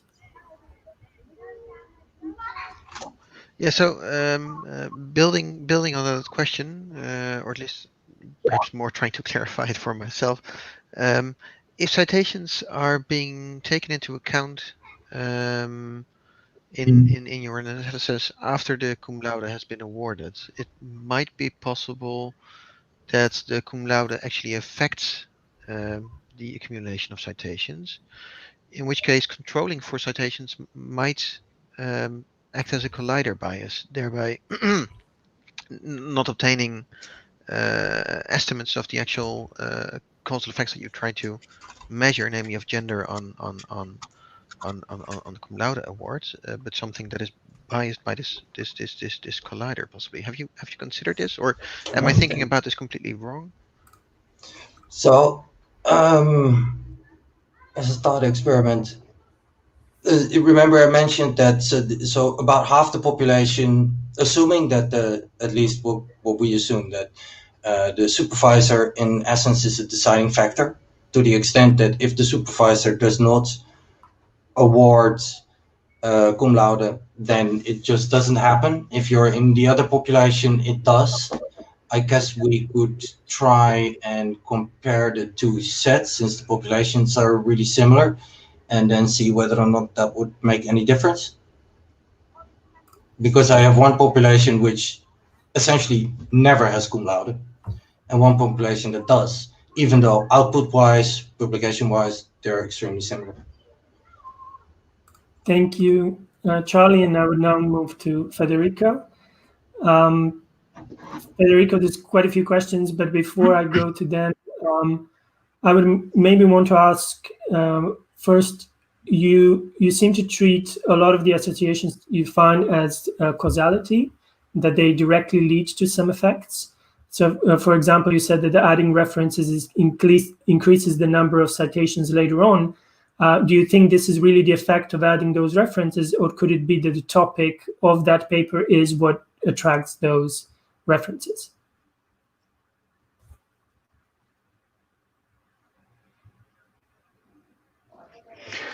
Well, yeah, actually, there was no strong causality intended. I tried to sketch in the slide a possible explanation, which is actually more than a kind of a bit hypothetical. So what we found was simply that the more references had changed during the peer review process, the more citations those articles which finally got published then obtained. But we didn't have any direct test of the, let's say, of the mechanism implied, but I think it's quite safe to think that, as we actually did, that the reason underlying this could be the fact that the more references change, the more likely the finally published article is positioned in the existing literature, which then helps the right readers to read that article, which then gets more cited. There was also a question, did you maybe look at were any references removed? And were there differences were the references added more in the first round of review or the second round of review? So this is a very interesting question. Actually, we didn't really check for that. So unfortunately, I don't have an answer for that. But it's definitely something that we're going to check. It's very interesting. Thank you. Also concerning somebody else posed. Sorry. No. Go on. Feel free. No, I mean, I read a similar question concerning, change in general, not just concerning references. I think it was Karoi Takashi asking this. I don't know. We didn't test for it, but, some explorations on the data we made suggested that there was no significant differences between the different portions of the text that were changed in terms of the magnitude of the effect that they had on the paper's success. You mentioned the Levenshtein distance, and a 40% change seems quite a lot. Does that include references themselves? Does it include acknowledgement sections and data availability statements, credit taxonomy, and all the sections of the paper, or is it just the main text of the manuscript? It's the main text plus references. But then, as you can see in the slides, then we also disentangled the effect of just references. Okay. And there was also a question by Carolee related to the number of authors. Do you think that could you look maybe at the effect of changes based on the number of authors of the paper? Do you see more changes with smaller groups or with bigger groups of authors? So we didn't see any significant variability in terms of change in the text by the number of authors involved in the work. We did see small, let's call it, association between the number of authors and the paper's success. But also concerning these last statements, we didn't really test it. I'm just reporting raw correlation data, but not real statistical modeling. There was actually a question also about the statistical modeling. Did you, in your latest model, control for all the other variables, or was this more univariate analysis that you've done so far? Both questions, no. So we didn't control for other variables, but it wasn't univariate analysis. It was a multi-level model with random intercepts modeling heterogeneity across journals. And we did control for exposure time of papers in the citation market, let's call it like this. So basically, number of years of being published. We didn't control for other factors because if the other factors implied are those included in the previous models, those are the factors that kind of explain the variability in the text change. So in the last model, we used text change as a predictor for success. So we didn't need to include all those other factors because we were interested in the gross effect, of text change on success. If we once we included also the other factors, we just see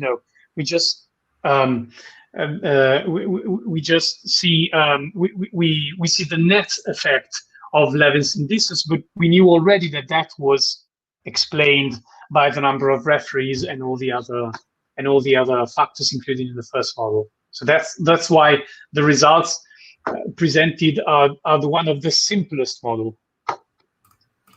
So there's also been a question, how do you compare your results compared to the Klein study of differences between preprints and published papers? So they analyzed more than 10,000 archive preprints and looked at several parameters in differences and found actually very small differences between preprints and published papers in text similarity, while as you seem to imply a larger one. Do you think this is specific to the field of the journal?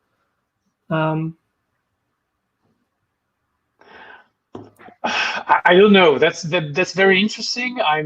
It kind of puzzles me actually. I don't have an answer right now. I doubt that the journal fields are or maybe the fair answer would be I don't know. I mean, concerning the fields of the journals, the 10 journals, the 10 Royal Society journals that we studied, we're mainly publishing articles on the physical and life sciences, with a small portion of social sciences. So that could be, I don't know, that would be interesting to study. There was also a question on background subject areas, which you just now answered. What were the 10 journals there? Are there any last questions from the other presenters? If not, then thank you, Federico, and we will move to our last presentation and last debate, Flaminio's paper, where man seems to not so influence the peer review. You gave us your one minute pitch, but do you think, why do you think that there's this difference in how many young researchers or senior researchers in their practices in reviewing? Do you think is, because the reason why I ask this is we know that sometimes young researchers do peer reviews that are submitted in names of their PIs. Is there any way to control for this in your study? Yes, that's a very good question, Mario. Yeah, we don't have ways for controlling if, so some of the reviews submitted by seniors were submitted only, but were performed by PhD students.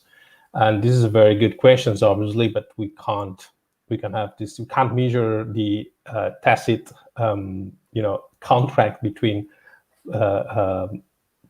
lab ed or seniors and junior in how to assign this kind of tasks internally to a lab. But these are good questions. Yeah, it's what we found is really it was just the idea to try to understand who is posing more strain to the system, in a way of not contributing. And the point is that obviously our analysis of 1 million individual scholars was a little bit, biased by the fact that we could not really control for the possibility that these kind of young scholars, for instance, could have reviewed for other journals, which are not included in the 157 sample that we got. Whenever we restricted to only cases in which, as in the second analysis, we went from 1 million to 100,000 more, which were those ones that who submitted and reviewed for the same journals, and so we could control a little bit the flow. In general, we found the same. So we found the same kind of results. It seems that, but it is not dramatically surprising. But there's always this kind of narrative or rhetorics about the fact that there's men seniors in our community exploiting the system and not reciprocating back. Another limitations that you might probably want to discuss is that obviously, this kind of 157 journals, there were not really top journals. However, and in this kind of top journals, I don't expect that seniors maybe review less, so they probably review even more.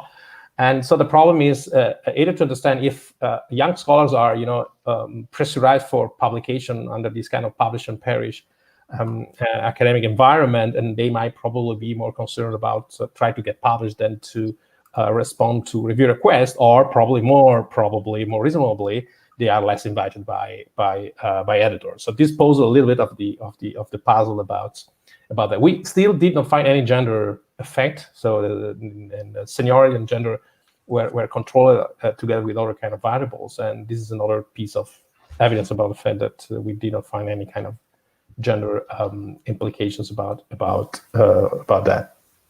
And did you maybe have any information on the acceptance? So would junior researchers be more likely to accept reviews compared to seniors? So no, we unfortunately, we got this kind of information, if I remember well, from the acceptance of the review only for this very small sample. So the dataset did not include, the information about review acceptance or not. So we could not control about review invitations, for instance. We only had manuscript data, and so review data, and associated with the manuscript. So we could not. So this could be a very nice task to perform. Yeah. There was also a comment. Do you think that isn't this unequal load of actually a general characteristics of many social systems? And the question is, do we see this division of labor as the big reviewers being the different group than the big publishers. So we know there's been study on hyperprolific authors, and we know that looking at the Publons database, some of those hyperprolific authors are also hyperprolific in the number of reviews that they produce. So could these be sort of personality traits as well, or maybe personal goals that they set for themselves on the number of reviews they want to produce? Well, I don't know. I mean, this is the two interesting questions. First of all, yes, I mean, this is it's a political kind of bias. We know very well. We speak about equality as if we were distorted by an unequal kind of forces, but in principle, our society, our groups, our communities are equal. So this is true. We don't have any example of equal social system. So it's true. We have a lot of tendencies, quite natural tendencies, whenever there's a social system to generate an equal kind of distribution of resources, whatever material, symbolic, reputational, and probably science obviously is like that also because there's a kind of when winner take his all kind of or strong competition for priority, which typically explain whenever there's a competition, we still have this kind of an equal distribution of reputation, prestige, and resources. It's not surprising. But indeed, it's not surprising. However, obviously, there's a concerns about the fact that if this kind of resources in terms of availability for reviews is dramatically even more unequal at some point, there could be probably a serious concern about sustainability on the long terms of peer review. So this is a problem in the long term. Obviously, it's more in terms of what we can do to try to attract more and involve more people in reviewing.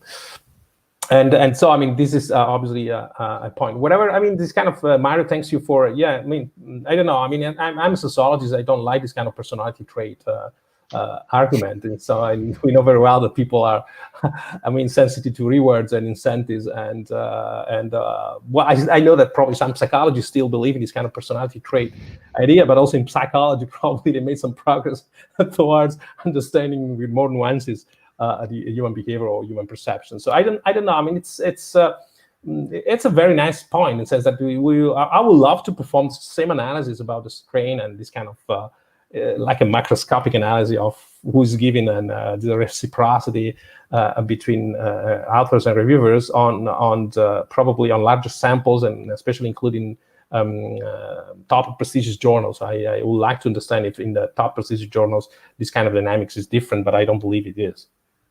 So I believe that in top journals, as you said, Mario, in top journals, prestigious scientists are interested and probably are very cooperative with editors also because these kind of journals are target for their own kind of papers. And there is this kind of reputation game and signaling game between authors and editors, which is probably explain why people still, review for journals. I buy more these kind of things about you, the suggestion that probably our data underestimate the number of reviews performed by PhD students who formally are not signing in their name.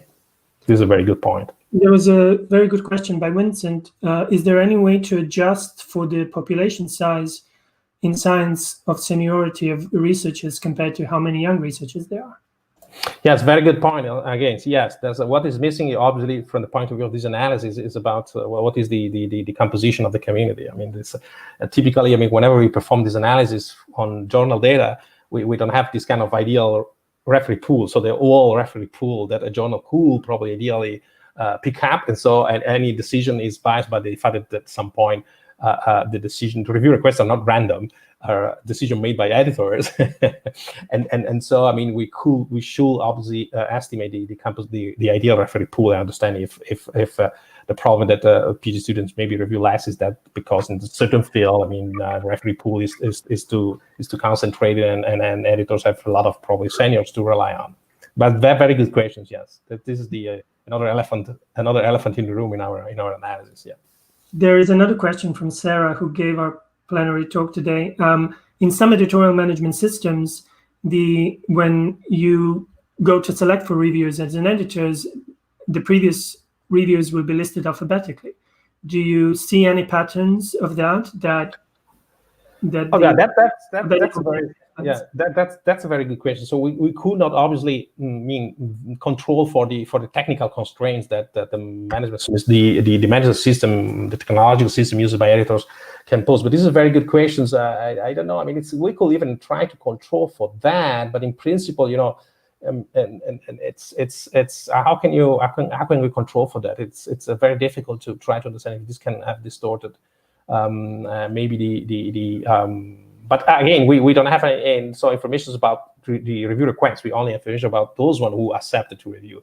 So it's still even more complicated than you. So we don't have this kind of possibility to really concentrate on editorial decisions. And so, but very good question. Obviously, we tend to underestimate the role of the social technological system used by editors, and it's a very good question, Sarah. Thank you. I would like to thank all of you for asking questions and all of you for answering them and presenting here. I don't want to keep you because we're officially at the end of our time, but I would like to remind all my panelists that they check not only the Q&As in the main chat, in the main room, but also on their individual presentations. People have been left in questions there. We try to address all of them, but maybe you want to add some additional clarifications there.